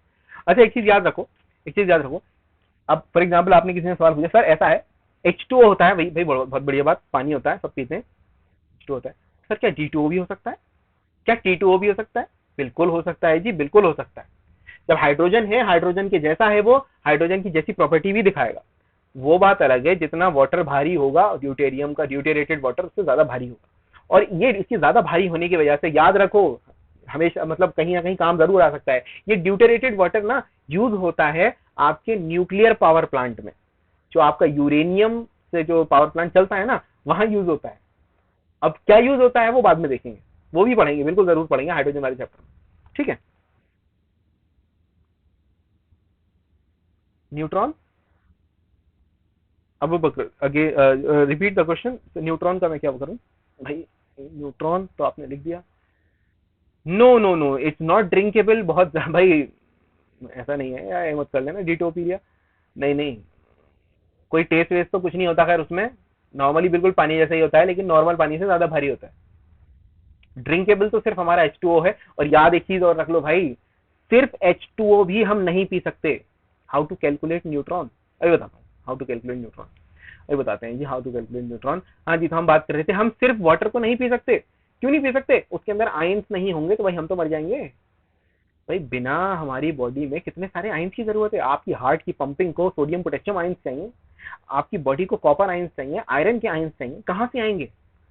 नॉर्मली हमारे फूड से आते हैं और हमारे वाटर से भी आते हैं। तो इसलिए भाई वाटर हमारा, सिर्फ अगर डिस्टिल्ड वाटर जो है, सर स्टडी इन क्लास और डायरेक्टली स्टडी, भाई हम चैप्टर 1 भी पढ़ेंगे, ऐसा नहीं है कि हम नहीं पढ़ेंगे। This is the introduction of your chemistry syllabus, okay. तो वो भी पढ़ेंगे, तो इट माइट बी पॉसिबल कि वो प्रवेश सर पढ़ाएं या मैं पढ़ाऊं, लेकिन वो भी पढ़ेंगे। कोई भी चीज आपकी स्किप नहीं होगी, you don't have to worry about that, okay right. तो हाँ आ गया। हाँ, तो न्यूट्रॉन कैसे निकालते हैं भाई? न्यूट्रॉन निकालने का जो तरीका है, अब देखो हमारे न्यूट्रॉन निकालने के 2 तरीके, एक है भाई हार्ड वर्किंग बच्चा और एक है स्मार्ट बच्चा। चलो हार्ड वर्किंग बच्चा, बी फॉर, और ये है आपका स्मार्ट बच्चा। 2 तरीके से निकालेगा। हार्ड वर्किंग बच्चे को फॉर्मूला याद करना ज्यादा अच्छा लगता है, तो भाई उसने क्या किया, मैंने उसको बच्चे को फॉर्मूला दे दिया, फॉर्मूला दे भी रहा हूं। फॉर्मूला ये होता है भाई, न्यूट्रॉन निकालेगा, number of neutron is equal to mass number minus atomic number. अब स्मार्ट बनने के चक्कर में ऐसा नहीं कि फॉर्मूला मत वो कर देना भाई, ये लिखना है इसलिए लिख रहा हूँ, ठीक है। स्मार्ट जब बन जाना, जब फॉर्मूला वगैरह सब दिमाग के अंदर एब्जॉर्ब हो जाए, ठीक है। तो भाई हमारे जो न्यूट्रॉन है वो हो गया मास नंबर माइनस एटॉमिक नंबर, ये हो गया आपका फॉर्मूला, ठीक है। अब स्मार्ट बच्चा क्या करेगा? स्मार्ट बच्चा कुछ नहीं करेगा, सिर्फ एटम को देखेगा। नाइट्रोजन है मान लो, यहाँ पर आ गया आपका 7 और यहाँ आ गया आपका 14, कुछ नहीं करेगा। फॉर्मूला तो वो भी अप्लाई करेगा, लेकिन वो बिना मास नंबर एटॉमिक नंबर लेके वो सिंपल से कर देगा जी 14 माइनस 7 इज इक्वल टू 7। बात खत्म। चीजों को आसान बनाओ। आपको अगर डेफिनेशन मालूम है तो आप अपने आप कर लोगे। मास नंबर क्या होता है जी? मास नंबर होता है न्यूट्रॉन और प्रोटॉन, और ये होता है आपका प्रोटॉन। भाई इसमें से ये निकाल दो, न्यूट्रॉन बचे, ठीक है। तो इस तरीके से हम चीजों को फॉर्मूले भी अपने आप बना सकते हैं। तो अब ऐसा नहीं है जी स्मार्ट बनने के चक्कर में, नहीं जी सर हम तो कर लेंगे कोई बात नहीं, हार्ड वर्किंग होना भी जरूरी है, ठीक है। फॉर्मूला लिखने के मार्क्स लगते हैं भाई। देखो ऐसा होता है, ये वाले जैसे सब्जेक्ट हैं, जैसे फॉर एग्जांपल यहाँ जो सब्जेक्ट मैं पढ़ा रहा हूँ, specially inorganic chemistry. Inorganic chemistry का मतलब है chemistry of atoms, different type of the atoms, ये सब। इसके अंदर कोई फॉर्मूला लिखने के कंप्लीट मार्क्स नहीं होंगे, अभी हाँ आगे जो मैं कुछ और फॉर्मूले दिखाऊंगा उसके जरूर मार्क्स होंगे, बिल्कुल होंगे, लेकिन ये वाले जो फॉर्मूले हैं जैसे न्यूट्रॉन प्रोटॉन आप लिख दो, बहुत अच्छी बात है, लिख दिया बहुत अच्छी बात है, आपकी नीटनेस के मार्क्स आपको मिलेंगे, लेकिन सिर्फ फॉर्मूला लिखने में मार्क्स नहीं मिलेंगे। ठीक है, बहरहाल लिख लो, वेल एंड गुड, कोई उसमें बुराई वाली बात नहीं है। ठीक है, ओके। तो हमारे तो पहली बात आप लोगों ने पढ़ी कि भाई आइसोटोप नाम की चीज होती है, बेसिक फॉर्मूला नहीं है। Sir is there any use of the T2O? बेटा T2O का ऐसा कोई खास यूज हो सकता है हो, लेकिन असल में जो ट्राइटियम होता है ना वो दुनिया के अंदर 0.0001% पाया जाता है, सिर्फ 0.001, और भी कम हो सकता है, एग्जैक्ट वैल्यू याद नहीं है। ठीक है, और किसी को करने की जरूरत भी नहीं है एग्जैक्ट वैल्यू। ठीक है, उसका रीजन क्या है? रीजन ये है कि इतनी कम क्वांटिटी में होता है कि हम खरबों रुपए खर्च कर देंगे जब हमें 1 ग्राम मिलेगा। अब क्या उखाड़ लोगे 1 ग्राम से, सिंपल सी बात है। ठीक है, तो this is how we can say that कि उसका ऐसा कोई खास यूज नहीं। हाँ ड्यूटेरियम यूज मिल सकता है, वो भी बहुत महंगा होता है, वो ऐसा नहीं है कि जी जो हमारा 10 रुपए के हिसाब से पानी मिल जाए हम आपसे लिए हैं, नहीं। जो हमारा ड्यूटेरेटेड वाटर होता है उसकी भी वैल्यू भी थाउजेंड्स में होती है। ओके, जिस चीज की वैल्यू आप बात कर रहे हो ना, देखो जैसे कोई चीज का यूज हो, बहुत सारी ऐसी चीजें हैं, जैसे आप पढ़ते होगे पीरियोडिक टेबल में कुछ आखिरी के एलिमेंट्स हैं जिसका एटॉमिक मास 111, 112, 113, 120, 108 जो भी है। आमतौर पे देखा ऐसा गया है कि वो एलिमेंट के हमें यूजेस नहीं मालूम, यूजेस क्या किसी ने देखा तक नहीं है। वो क्यों नहीं देखा, मैं बताता हूँ क्यों नहीं देखा। असल में हर एटम की अपनी लाइफ होती है, हर एटम की अपनी लाइफ होती है, जिसको हम हाफ लाइफ कहते हैं, या फिर आगे आप जाके पढ़ोगे काइनेटिक्स वगैरह में कि हर एटम की अपनी जिंदगी होती है, कुछ ना कुछ उसका मेयार होता है, कुछ ना कुछ उसकी जिंदगी की वैल्यू होती है। उस टाइम के बाद वो डिके कर जाता है और दूसरे एटम में ट्रांसफॉर्म हो जाता है। ठीक है, इसका एक गेम भी है शायद, गेम का नाम ध्यान नहीं आ रहा, मैं बताऊंगा बाद में। ठीक है, तो वो बाद में जाके डिके हो जाता है। तो ये जैसे ट्राइटियम है और भी जो चीजें हैं तो ये बहुत जल्दी टूट जाती हैं, बहुत जल्दी स्टेबल नहीं होती, तो इस वजह से ये सब नहीं होता। सर जब देखा ही नहीं तो डिस्कवर कैसे किए? भाई एटम भी किसी ने नहीं देखा, डिस्कवर तो कर लिए ना। ठीक है, एटम भी तो किसी ने नहीं देखा, लेकिन हमने ऑब्जर्वेशंस के साथ, हमने कैलकुलेशंस के साथ चीजों को डिस्कवर कर लिया। This is how we will do that. Atom भी किसी ने नहीं देखा जी, एटम को देखने वाले माइक्रोस्कोप बिल्कुल मौजूद हैं, लेकिन एटम की बहुत बढ़िया इमेज मैं आपको दिखा सकता हूँ, तो कोई मिनट।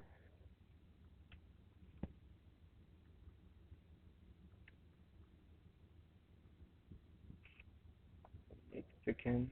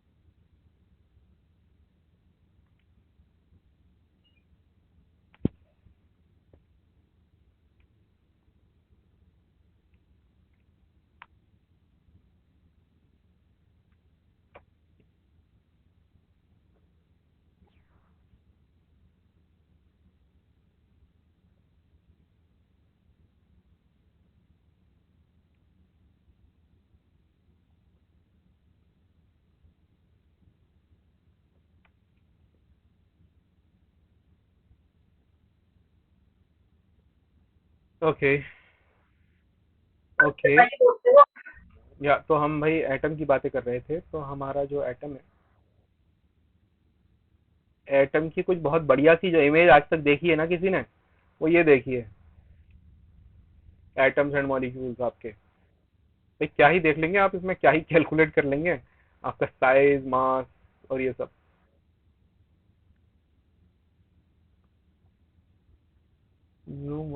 ओके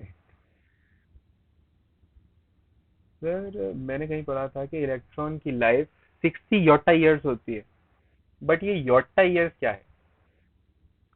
किलो, मीगा, डेका, ये होते हैं ना वैल्यूज होती हैं, तो उसी में आगे जाकर योटा होता है। सर हाफ शाइनी है हाफ डल है, ऐसा क्यों? कहाँ है भाई हाफ शाइनी हाफ डल? अरे ये पूरा आइटम मतलब एक छोटा सा, अरे यार तुम कंफ्यूज ना हो, कंफ्यूज नहीं हो। सर जी बेटा, जी जी बेटा। सर ये इलेक्ट्रॉन्स की वजह से लाइट अप कर रहे हैं नहीं एटम्स। नहीं नहीं नहीं, कोई भी चीज लाइट अप सिर्फ जब ही करती है जब उसके अंदर या तो हम एनर्जी दें या उसमें अंदर से एनर्जी निकालें। आमतौर पे लाइट अप कोई चीज जब भी करती है जब उसके अंदर से एनर्जी निकलती है, रेडिएशन निकलता है। अब ये जो देखो, अच्छा एक चीज और सुन लो आप लोग, एटम का कोई कलर नहीं होता। आप सोचो, ओहो न्यूट्रॉन नीला होगा, ओहो इलेक्ट्रॉन लाल होगा, न्यूट्रॉन और एक ग्रीन कलर का होगा, जैसा बुक में देखा है। किसी चीज का कोई कलर नहीं होता जी क्वांटम लेवल पे। हमने देखा होगा एंट मैन के अंदर, उसमें इतने सारे कलर वलर दिखा रहे हैं, भाई कलर नहीं होते हैं। कलर तो सिर्फ विजिबल हमारे इस दुनिया में है, थर्ड 3 डायमेंशनल में कलर नहीं होते। आप चीजों को, अब देखो मैं इस चीज का 100% बोल रहा हूँ। जब आप मेरे साथ आगे इस चैप्टर को पढ़ोगे ना, तो इस वाली वर्ल्ड की हमें बहुत सारी चीजें मालूम पड़ेंगी, किस तरीके से क्या होता है। इससे हमें एक चीज और प्रूफ मिलेगा कि जो हम आमतौर पे कुरान में पढ़ते हैं कि लाइफ आफ्टर डेथ, ये आपकी दुनिया असल दुनिया नहीं है, ये सब आपको कुरान में लिखा हुआ है, हमारे कुरान में। तो इस चीज को भी हम आगे जाकर सच में प्रूफ करेंगे कि हाँ सच में ये वर्ल्ड नहीं, ब्लैक एंड व्हाइट भी नहीं बन जाएंगे, ब्लैक एंड व्हाइट भी नहीं बन जाएंगे। ठीक है, कलर्स, एक्चुअली कलर्स हमारी सिर्फ इस दुनिया में ही एप्लीकेबल हैं। हम 3 डायमेंशनल वर्ल्ड में ही कलर्स को इमेजिन कर सकते हैं, अदरवाइज कलर्स नहीं है। इसीलिए तो यार 4th dimension 5th dimensional imagine करना भी इतना मुश्किल होता है। इसीलिए तो देखो कलर क्यों आता है। चलो एक अभी अपने एटम पे ही वापस आ जाते हैं, ये भी एटॉमिक स्ट्रक्चर का ही पार्ट है। कोई भी चीज कलर्ड क्यों होती है। जैसे फॉर एग्जांपल ये ब्लू है, ये पीछे ब्लू है, ये थोड़ा डार्क वाला ब्लू है, ये लाइट ब्लू है, ये क्यों है। कोई बताओ जरा अपना माइक वगैरह खोल के।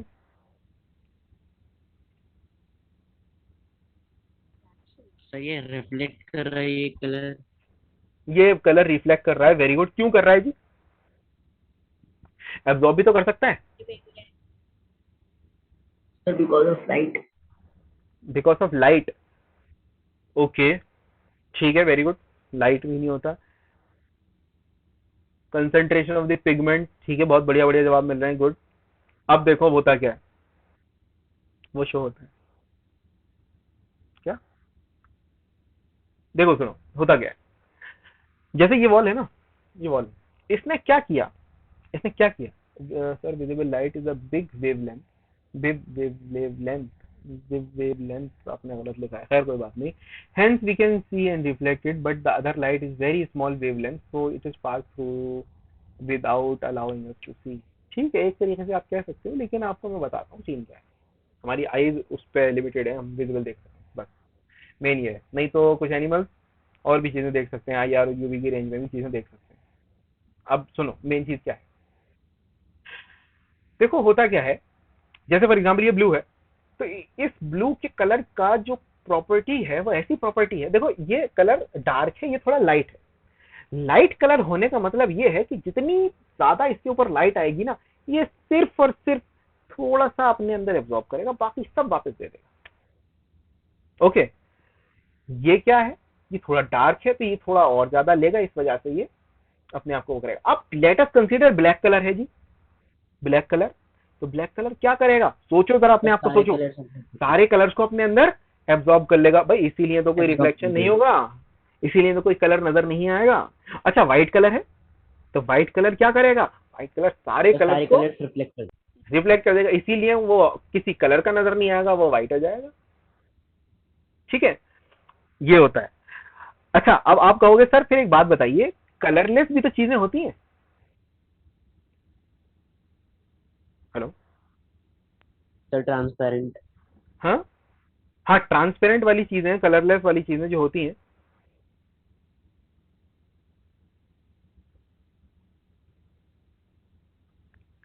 ठीक है, उसका बताओ, उसका वो लाइट को पास वो लाइट को पास होने देंगे कंप्लीटली। हाँ वेरी गुड, लाइट को कंप्लीटली पास होने देती हैं, और जब लाइट कंप्लीटली पास हो जाती है जिस वजह से हमें वो चीज ट्रांसपेरेंट दिख जाती है। तो मतलब देखो, अब आपने देखो अब चीजों को इमेजिन करना ठीक किया, आपने अपना तरीका, अपना नजरिया बदल दिया कि जी ठीक है, हम नॉर्मली जिस दुनिया को आज से देख रहे थे, आज के टाइम पर आई एम डेफिनेटली श्योर कि आप चीजों को ऐसे देखोगे, ओहो सर ने बताया था ये चीज अपने अंदर एब्जॉर्ब कर रही है, तो अब जरा मैं देखूं कौन कौन से कलर एब्जॉर्ब कर रही होगी, तो ऐसा है जी, ब्लू के अलावा बाकी सारे कलर ये एब्जॉर्ब कर रही है, जिस वजह से ये चीजें हो रही हैं। कल मेरे पास क्या था, इस वाले रूम में ना ब्लू लाइट है एज अ नाइट बल्ब, ठीक है। तो आई वॉज ऑब्जर्विंग दैट मेरे पास ना एक वो था, बता येलो कलर का एक पैकेट था ये, ठीक है। तो यार मुझे भूख लगी तो मैंने निकाला, मैंने कहा चलो ठीक है खाते हैं। तो हुआ क्या, जब मैंने इसको लाइट में देखा, ब्लू लाइट में, ये तो मुझे दिखा ही नहीं, ब्लैक कलर, ठीक है, it was black, completely black, ठीक है। तो चीजों को आप जब जाकर देखोगे, जब आप चीजों को ऑब्जर्व करोगे, ठीक है। आज एक्सपेरिमेंट करके देखना, ब्लू लाइट के अंदर जाना और ब्लू लाइट के अंदर कोई येलो चीज देखना। क्यों? क्योंकि येलो उसका कंप्लीमेंट्री कलर है। येलो का क्या मतलब है कि उसने येलो को तो दे दिया, बाकी सबको एब्जॉर्ब कर लिया। अब ब्लू के अंदर येलो का कोई पार्टी नहीं होता, बिल्कुल कंप्लीमेंट्री कलर है येलो का, ठीक है। तो वो क्या करेगा, जितना ब्लू लाइट आई उसने ब्लू एब्जॉर्ब कर ली, उसके पास येलो देने के लिए कुछ है ही नहीं। आप ही करके दिखा दीजिए बेटा, लाइट इतनी, मतलब वो ब्लू लाइट बहुत बहुत डिम है, तो इस वजह से नहीं दिखा पाऊंगा, आप करके देख लेना, ठीक है। ब्लू लाइट थोड़ी डिम है तो वो आपको दिखेगा नहीं, तो इसलिए, ठीक है। खैर हम यहाँ तक, जी हाँ जी हाँ। Sir, are there any colors that are not visible to the human eye in normal conditions? बिल्कुल बिल्कुल है, आपका इंफ्रारेड कलर और अल्ट्रा वायलेट कलर। बताता हूँ कैसे। आपने देखा होगा आपके जो सीसीटीवी कैमरा होते हैं, तो सीसीटीवी कैमरा के अंदर आपने देखा होगा कि उसके अंदर ना एलईडीज लगी होती हैं। जैसे फॉर एग्जांपल उसका ये उसका गोल सा वो है, बीच में कैमरा है और उसका गोल सा ही है, तो उसके आसपास ना एलईडी होती है, जो बड़ी डिम लाइट में आप यूं करके देखते हो तो रेड दिखती है, ठीक है, ठीक है, वो रेड दिखती है। ओके ओके, बताता हूँ। तो रेड क्यों दिखती है जी? असल में होता क्या है, वो जो लाइट होती है ना, वो पड़ती तो है चीजों पे, लेकिन हमें नहीं दिखती। इसीलिए आईआर वाले नाइट विजन कैमरा हमें ब्लैक एंड व्हाइट ही दिखते हैं। एग्जैक्टली रिमोट वाली लाइट भी बहुत ही हल्की सी रेड कलर की दिखती है। तो होता क्या है, लाइट तो वो पूरी दे रहा है, लेकिन इसीलिए हमें आईआर वाले कैमरा जो होते हैं, जो नाइट विजन कैमरा होते हैं, हमें ब्लैक एंड व्हाइट दिखते हैं, कलर्ड नहीं दिखते। अब आपको ये समझ में आया होगा कि दुनिया कलरफुल क्यों है, लाइट होने की वजह से और चीजों को ऑब्जर्व करने की वजह से। असल की दुनिया ब्लैक एंड व्हाइट कह सकते हैं, ब्लैक एंड व्हाइट भी कह सकते हैं और कलरलेस भी कह सकते हैं। कोई कलर नहीं, कलर एक आंखों का धोखा है, ये कह सकते हैं, एक विजिबल रेंज का तोहफा है। पूरी एक इतना बड़ा स्पेक्ट्रा है आपका, उसमें इतना सा पार्ट होता है।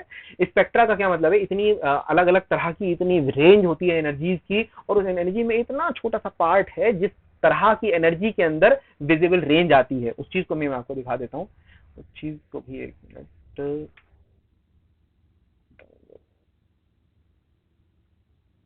सर मतलब अगर लाइट ना हो तो सब कुछ कलरलेस हो जाएगा? यस बिल्कुल, सिंपल सी बात है। अब लाइट बंद कर दो रूम की, फोन की भी बंद कर देना, तो देख लेना, फिर इजी हो जाएगा।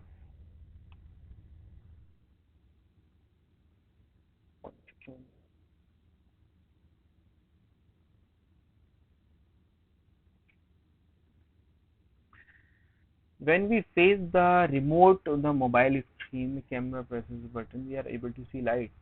सर सब ब्लैक हो जाएगा। ओह, 1 सेकंड।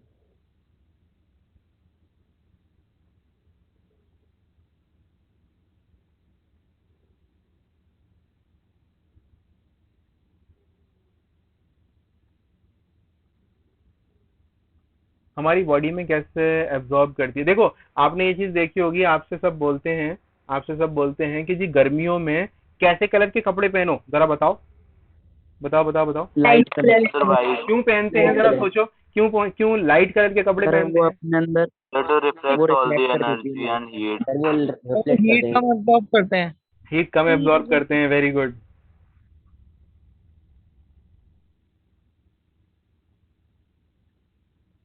ठीक है, और अगर heat, because it's black, black की कहाँ से बात आ रही थी, ठीक है। और सर्दियों में हम वैसे कपड़े क्यों पहनते हैं, डार्क कलर के? Sir, to absorb more heat. वो एब्जॉर्ब कर लेते हैं अपने अंदर में। absorbs heat. वेरी गुड, जो हीट को एब्जॉर्ब कर सके, ठीक है। तो दिस इज हाउ। अच्छा सर, हेयर इज ब्लैक, हाँ हेयर इज ब्लैक इसलिए तो आप धूप में थोड़ी देर खड़े हो गए तो आपका सर गर्म हो जाएगा, इसीलिए ऑब्वियसली चीजें इसीलिए ही तो होती हैं यार। अब हमने चीजों को इस नजरिए से ऑब्जर्व करना शुरू किया कि ओहो अच्छा ऐसा होता है, चलो ठीक है, बहुत बढ़िया बात।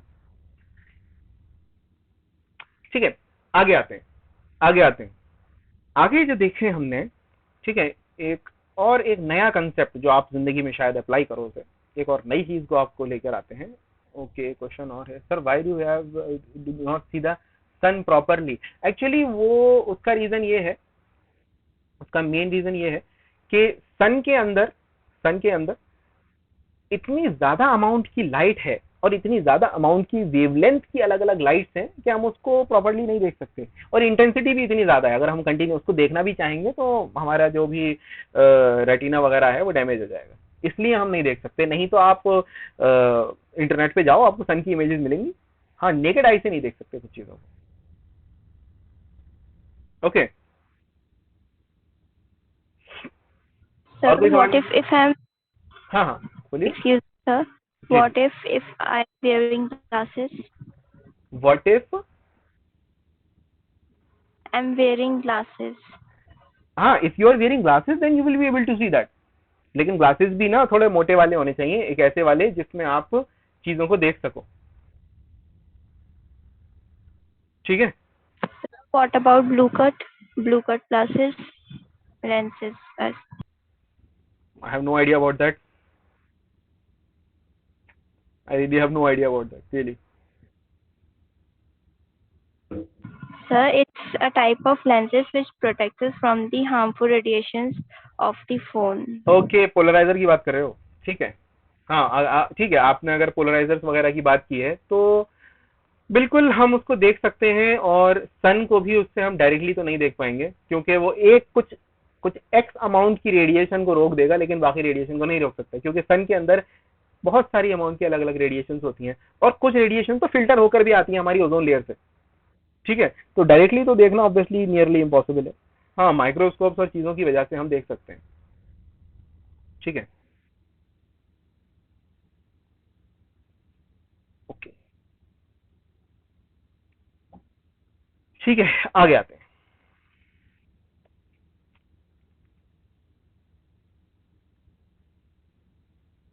ओके, तो मैं कुछ क्वेश्चंस दे रहा हूं, ठीक है, उनको परफॉर्म करने की कोशिश कीजिए। आपके पास है कैल्शियम, ठीक है। आप लोगों के पास पीरियोडिक टेबल है राइट नाउ? मतलब लोगों को वैसे तो याद होनी चाहिए पीरियोडिक टेबल।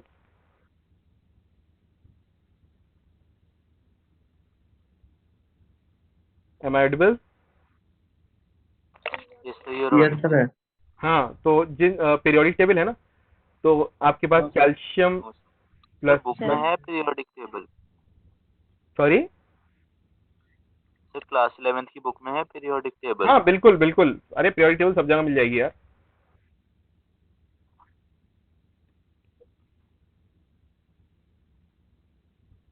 ठीक है, तो हम यहाँ calcium plus plus, bromine minus, और आपका कॉपर प्लस,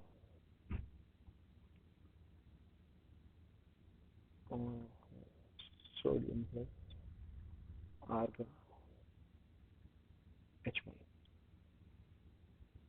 सर 2+ क्यों? 2+ का मतलब होता है 2+, 2+ का मतलब होता है 2+, प्लस ये लिखना बेहतर होता है उससे। कभी +2 या -2 नहीं लिखते, पहले वर्ड लिखते हैं, उसके बाद डिजिट लिखते हैं, साइन लिखते हैं। ठीक है, इस तरीके से लिखते हैं या इस तरीके से लिखते हैं। इसके आप इलेक्ट्रॉन, प्रोटॉन और न्यूट्रॉन बताइए, मतलब इसको लिख लीजिए और कमेंट बॉक्स में बताइए।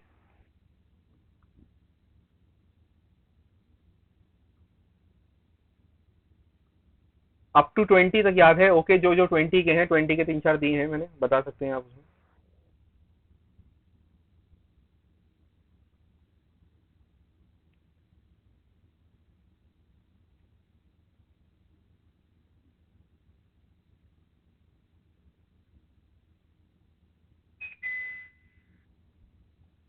इलेक्ट्रॉन, प्रोटॉन और न्यूट्रॉन बताने हैं जी इन सबके।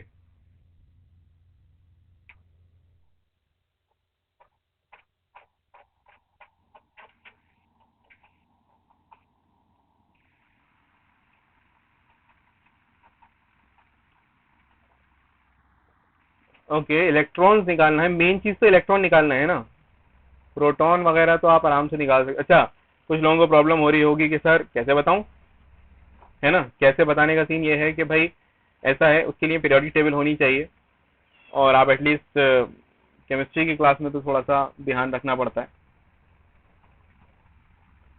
ओके, ठीक है, कैल्शियम का आपने बताया। ओके ओके,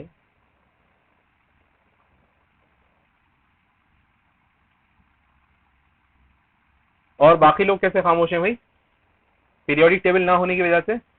चलो इतना मुझे बताओ कि आपको कहाँ तक आपको याद है एटॉमिक नंबर्स, आपको एटॉमिक नंबर्स कहाँ तक याद है? 1 to 20. 1 to 20 तक सबको याद है?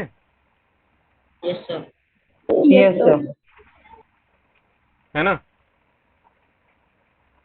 ओके, तो भाई चलिए 1 to 20 के लिए कुछ करते हैं।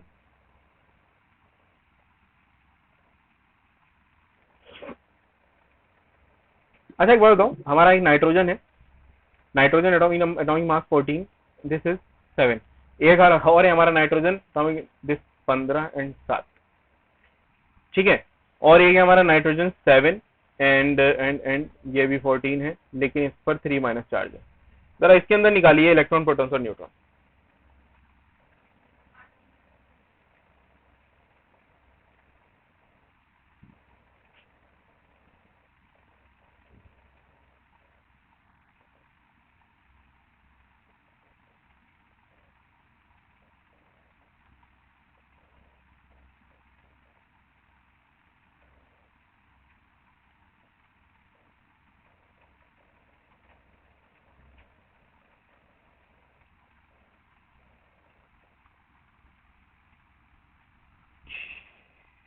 ओके, जवाब आ रहे हैं, बहुत खुशी हो रही है देखकर, नाइस।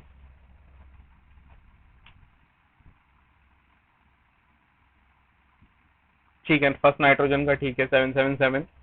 भाई बाकी लोगों को भी पार्टिसिपेट करना चाहिए, सब लोग कोशिश कीजिए जवाब देने की।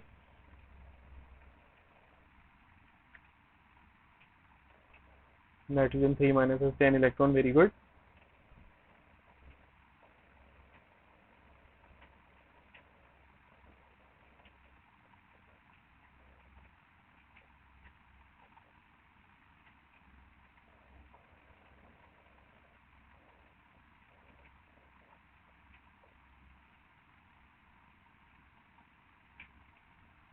सेकेंड नाइट्रोजन 778, वेरी गुड, ठीक है, ग्रेट। Last nitrogen 7710, okay. नहीं सब लोग भाई यहाँ कमेंट तो इतने नहीं लग रहे, कुछ ही लोगों के कमेंट रिपीटेडली आ रहे हैं, बाकी लोग बोल भी सकते हैं। If you are not able to write then you can speak, that's not an issue, but at least interact in the class, try to interact, चीजों को आप अपने अंदर से चीजों को निकालो, जब तक निकालोगे नहीं कैसे आप एक्सप्रेस करोगे अपने आप? सर न्यूट्रॉन्स है 787, ठीक है, प्रोटॉन्स हैं 777, इलेक्ट्रॉन्स हैं 7710।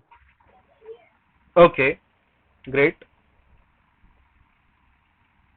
Okay, nice.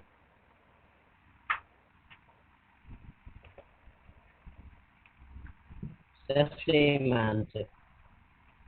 Sorry, third nitrogen का मास नंबर क्या है? दोबारा बोलिए, नाइट्रोजन का मास नंबर कौन से वाले का? थर्ड वाले 14।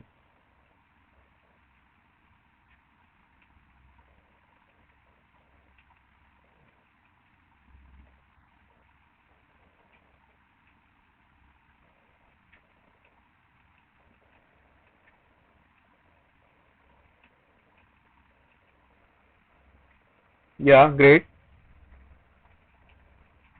ठीक है, ओके।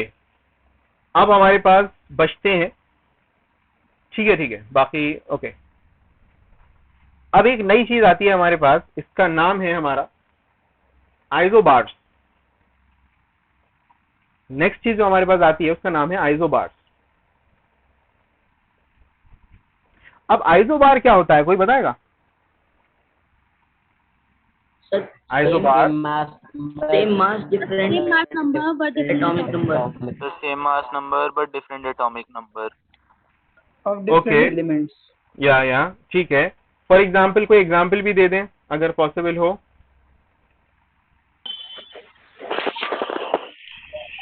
कोई एग्जाम्पल भी दीजिए.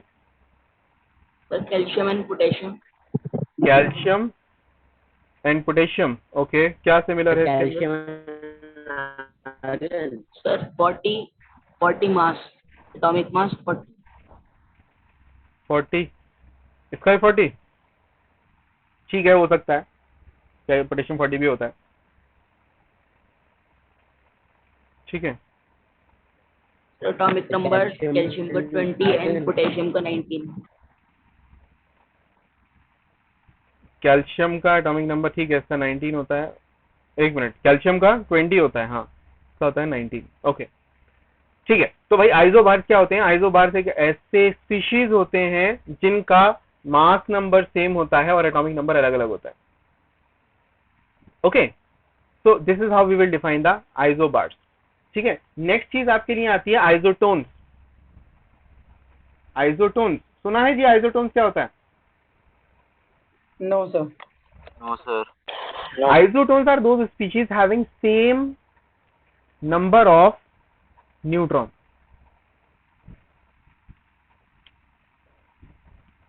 Same number of neutrons. For example, we have carbon, nitrogen and oxygen. So it will be 6, 7 and 8. And if we write them here, so 14, 15 and 16. निकालो जरा न्यूट्रॉन कितने कितने हो गए? 888. 888. 888. Very good. 888. इसके बाद नेक्स्ट चीज जो आती है हमारे, अच्छा आइसोटोन्स में सबको क्लियर है कि कोई परेशानी तो नहीं है इसमें किसी को? Yes, sir, clear. ठीक है ना? ओके, आगे आते हैं. ठीक है, हमने आइसोटोन्स वगैरह की बात करी. ओके, नेक्स्ट होता है हमारा iso electronic species.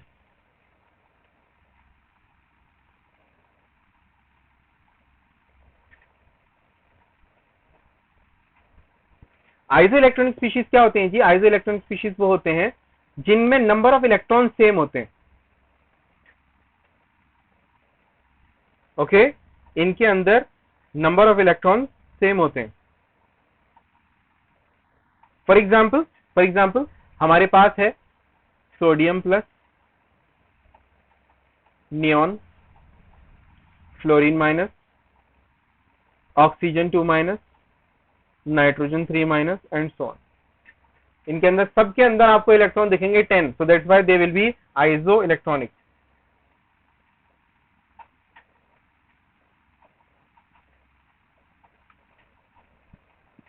You got it? No, sir. No? So can you repeat this? Yes, sure. Electronic species. भाई नंबर ऑफ इलेक्ट्रॉन हम कैसे निकालते थे? एक फॉर्मूला बताया था हार्ड वर्किंग बच्चे वाला कि number of the electron is equal to number of proton minus charge.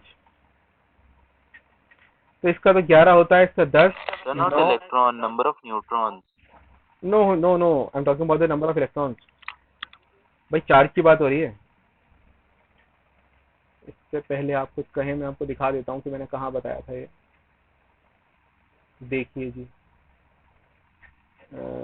Number of electron की बातें चल रही थी.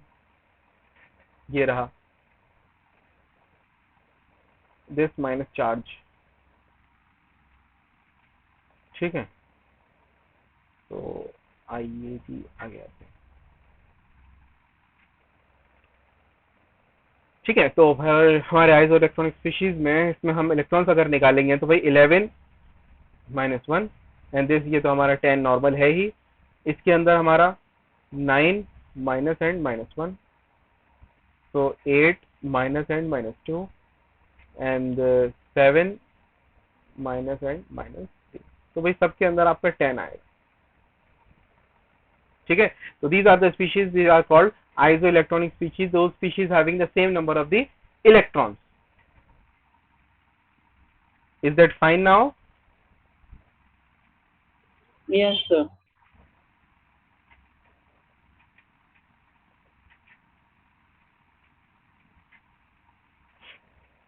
ओके अब मुझे बताइए कि जितनी हमने ये चीजें पढ़ी इसमें से किसी को कोई डाउट, किसी को कोई परेशानी किसी तरह की? No, sir. All अभी तक हमने 4:15 से लेकर अभी तक जो भी चीजें पढ़ी उसमें आइसोटोप्स रिपीट कर दीजिए। सर आइसोटोप्स होते हैं हमारे एलिमेंट तो सेम होता है लेकिन उसके अंदर नंबर ऑफ न्यूट्रॉन्स अलग अलग होते हैं। आइसोटोन में क्या होता है, आइसोटोन जो होते हैं हमारे उसके अंदर मास नंबर तो सेम रहता है। ठीक है, एक minute, isotone Number of neutrons. एक मिनट या ओके या तो आइसोटोन्स, हाँ आइसोटोन्स के अंदर नंबर ऑफ न्यूट्रॉन सेम होता है। आइसोबार्स में मास नंबर सेम होता है। ठीक है, और आपके आइसोटोप्स में आपका एटॉमिक नंबर सेम होता है। आइसो इलेक्ट्रॉनिक रिपीट कर दीजिए। तो आइसो इलेक्ट्रॉनिक होते हैं जिसके अंदर नंबर ऑफ इलेक्ट्रॉन सेम होते हैं। ठीक है, number of electron, for example sodium plus के अंदर एक इलेक्ट्रॉन निकाल दिया, वैसे उसका एटॉमिक नंबर 11 था तो एक निकाल दिया तो बचे 10 इलेक्ट्रॉन। बाकी नियोन से उसको कंपेयर करेंगे तो नियोन तो न्यूट्रल है ही, तो 10 and 10 electron. Sir electron proton neutron कैसे निकालते हैं वो बता दीजिए। ओके, तो इलेक्ट्रॉन प्रोटॉन न्यूट्रॉन निकालने के लिए हमारे पास जो तरीका है, हमारा मास नंबर, पहले प्रोटॉन निकाल लीजिए आप, proton is equal to atomic number. ठीक है, न्यूट्रॉन निकालने के लिए मास नंबर, सीधा ये लिखते हैं ना, ए माइनस एटॉमिक नंबर। और इलेक्ट्रॉन लिखने के लिए आप लिखिए प्रोटॉन्स, ठीक है, minus charge.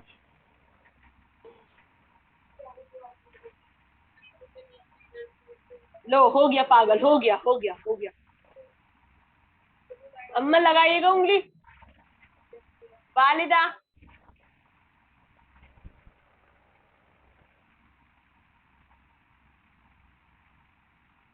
Okay guys, is there any doubt related to atomic theories और जो भी हमने अभी तक पढ़ी हैं वहां तक, उसमें किसी को कोई परेशानी? एक्चुअली नेक्स्ट टॉपिक थोड़ा सा लेंदी है तो इसलिए मैं सोच रहा हूँ नेक्स्ट में स्टार्ट करूँ। अभी इसका एक इंट्रोडक्शन देता हूँ। ठीक है, कोई चीज किसी को कोई परेशानी अभी तक जो अभी हमने पढ़ा, डाल्टन, रदरफोर्ड, जो भी हमने अभी तक? जी हाँ Sir, will you be sending us all the notes on the WhatsApp? I will try to do that as soon as possible. भेज दूंगा उसका मालूम है, I will send, लेकिन I will try to do that as soon as possible. Okay, sir. Okay. आपने at least points तो लिखे हैं ना, तो जब तक पॉइंट से काम चलाइए, जब तक अभी तक मैं नहीं भेज रहा था। और नेक्स्ट क्लास में ये सारी चीजें रिपीट होंगी, जितनी भी चीजें मैंने बताई हैं, मतलब इन सब के कंसेप्ट्स को आगे यूज किया जाएगा आगे की थ्योरीज में जाने के लिए। जबकि अब देखो, अच्छा एक चीज मैं बताऊं, अभी फाउंडेशन बनाने के लिए आपकी हमें इतना सारा टाइम लग गया, लेकिन आपको ऐसा लग रहा होगा कि सर हमने मोस्टली चीजें हमने पिछली वाली रिपीट की हैं, लेकिन जब तक ये चीजें क्लियर नहीं होती हम आगे नहीं जा सकते थे। So that's why this was one of the most crucial class for starting of the chemistry. ठीक है, तो इसलिए और कोई किसी का कोई डाउट, किसी का कोई सवाल? एक चीज और मैं आपको याद करा देता हूं जो शायद आपने क्लास 9th में पढ़ी होगी, वेव्स के बारे में। वेव्स के बारे में भाई आप जानते हैं कि वेव्स जो होती हैं वो इस एक्सिस में ऐसे प्रोपोगेट करती हैं।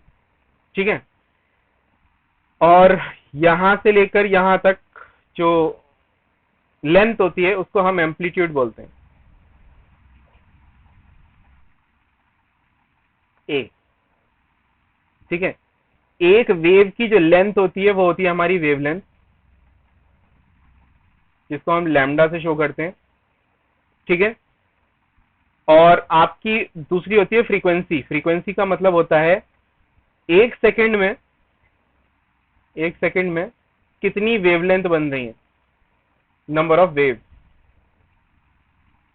एक सेकंड में कितनी वेव्स तैयार हो रही हैं वो आपकी होती है फ्रीक्वेंसी।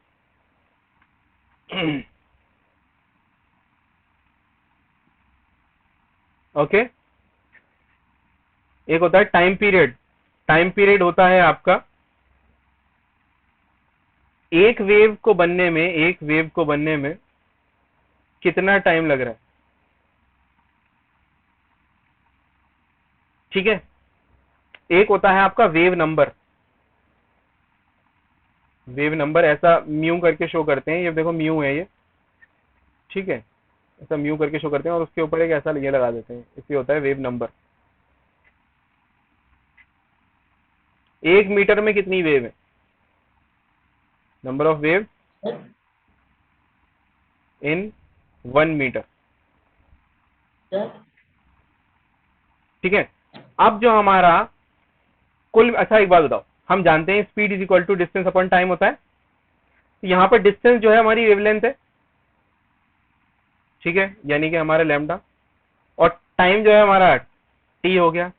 सो हमारा जो, अगर हम अब किसकी बात कर रहे हैं, वेव्स वगैरह की बात कर रहे हैं, स्पीड की बात कर रहे हैं, तो स्पीड ऑफ लाइट को हम c बोलते हैं, तो c is equal to lambda by time. और जो हमारी फ्रीक्वेंसी है वो बोल रही है 1 सेकंड में, तो फ्रीक्वेंसी जो होती है हमारी वो होती है 1 बाय टाइम। तो हम एक फॉर्मूला यहां से बना सकते हैं, c is equal to lambda multiply by frequency.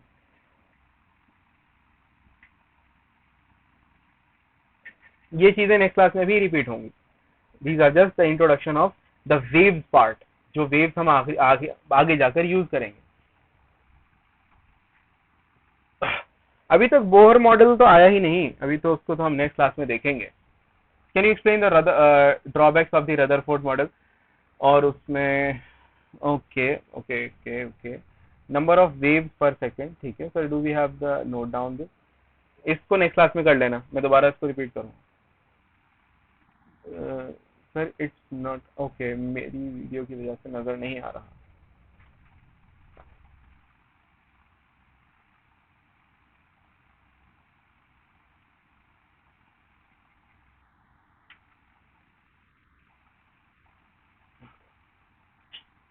Wavelength is inversely proportional to frequency. Yes, you are correct. बिल्कुल इनवर्सली प्रोपोर्शनल होती है, ठीक है। अच्छा एक बात और बता दूं, जो लाइट की स्पीड होती है ना, ये कांस्टेंट होती है। The speed of the light, where c is the speed of the light which is constant, और इसकी वैल्यू होती है 3 × 10⁸ मीटर्स पर सेकेंड।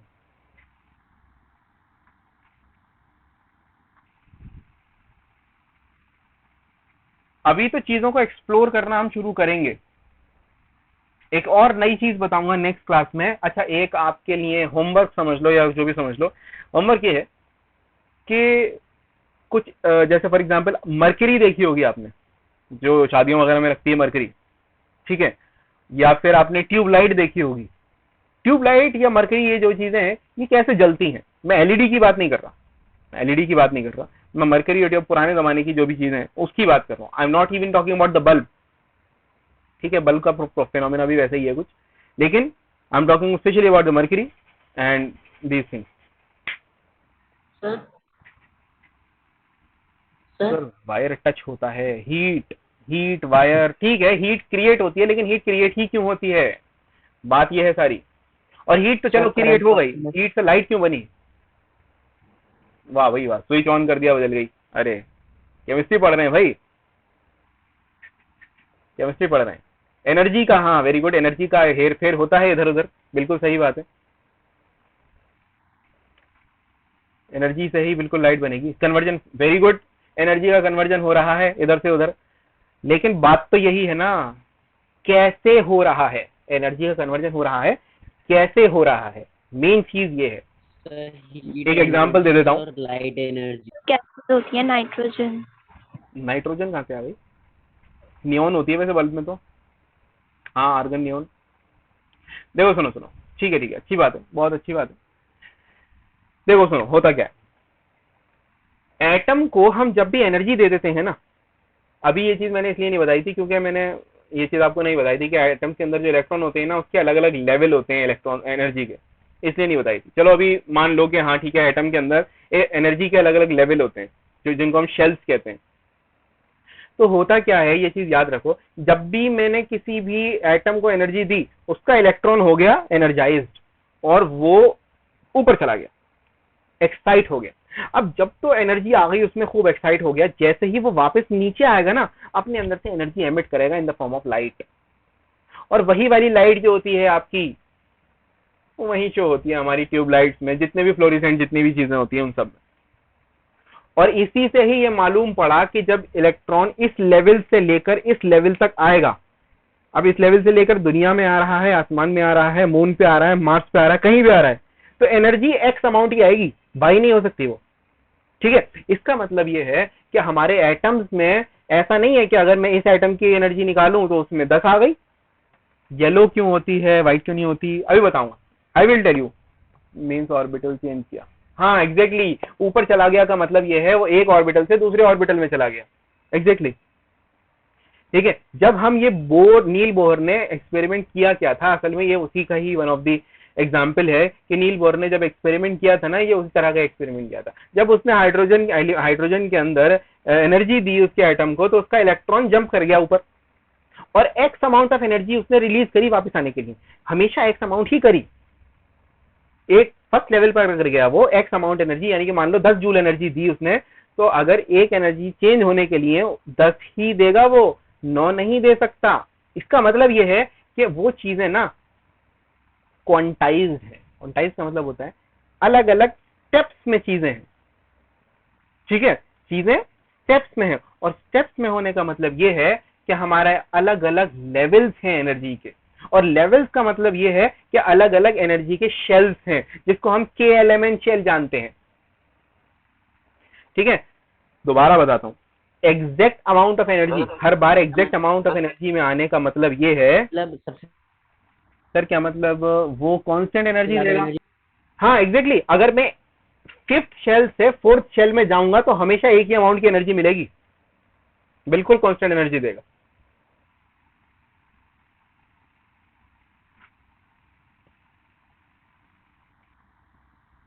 तब वो जब नीचे जाएगा, देखो बेटा, जब भी वो नीचे जाएगा ना, मतलब एक्साइट होने के बाद नीचे जाएगा, वो नीचे जाते वक्त ही लाइट एमिट करेगा, सिर्फ नीचे जाते वक्त, नीचे जाते वक्त, नीचे जाकर नहीं, नीचे जाते वक्त लाइट एमिट करता हुआ जाएगा। और ये लाइट डिपेंड करती है किस लेवल से किस लेवल तक गया वो। आगे हम बहुत सारी चीजें ऐसी पढ़ेंगे, तो ये तो वही देखो, एक मैंने सस्पेंस छोड़ दिया आपके लिए कि ऐसा ऐसा होता है, और जो शेल्स का कंसेप्ट आया वो नील बोहर ने इस तरीके से दिया था। अब आगे भी बताऊंगा, इससे आपको बहुत सारी चीजें क्लियर होंगी कि आपकी जो वेव, अलग अलग वेवलेंथ फिक्स्ड होती है किसी चीज की।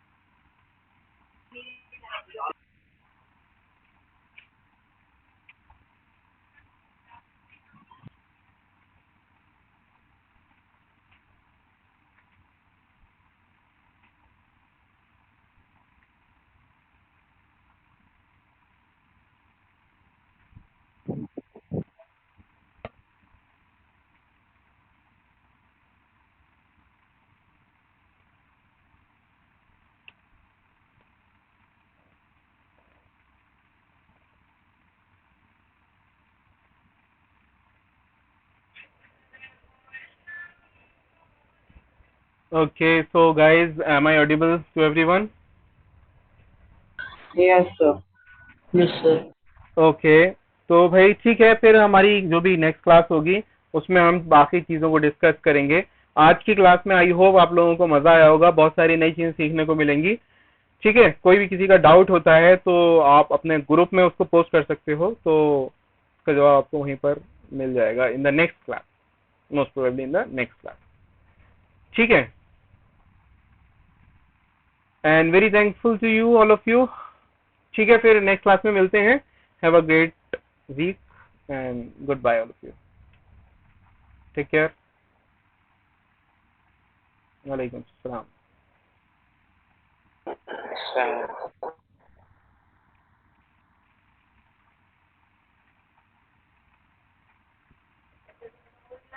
क्वेश्चन 7 का सी बी सी ए, क्वेश्चन 7 का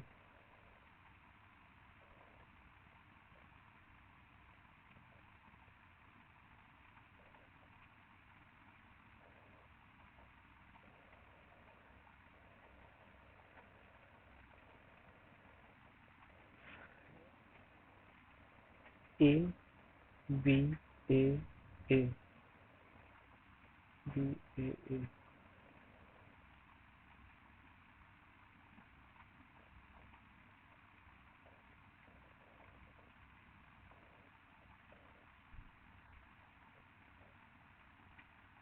सिल्वर नाइट्रेट,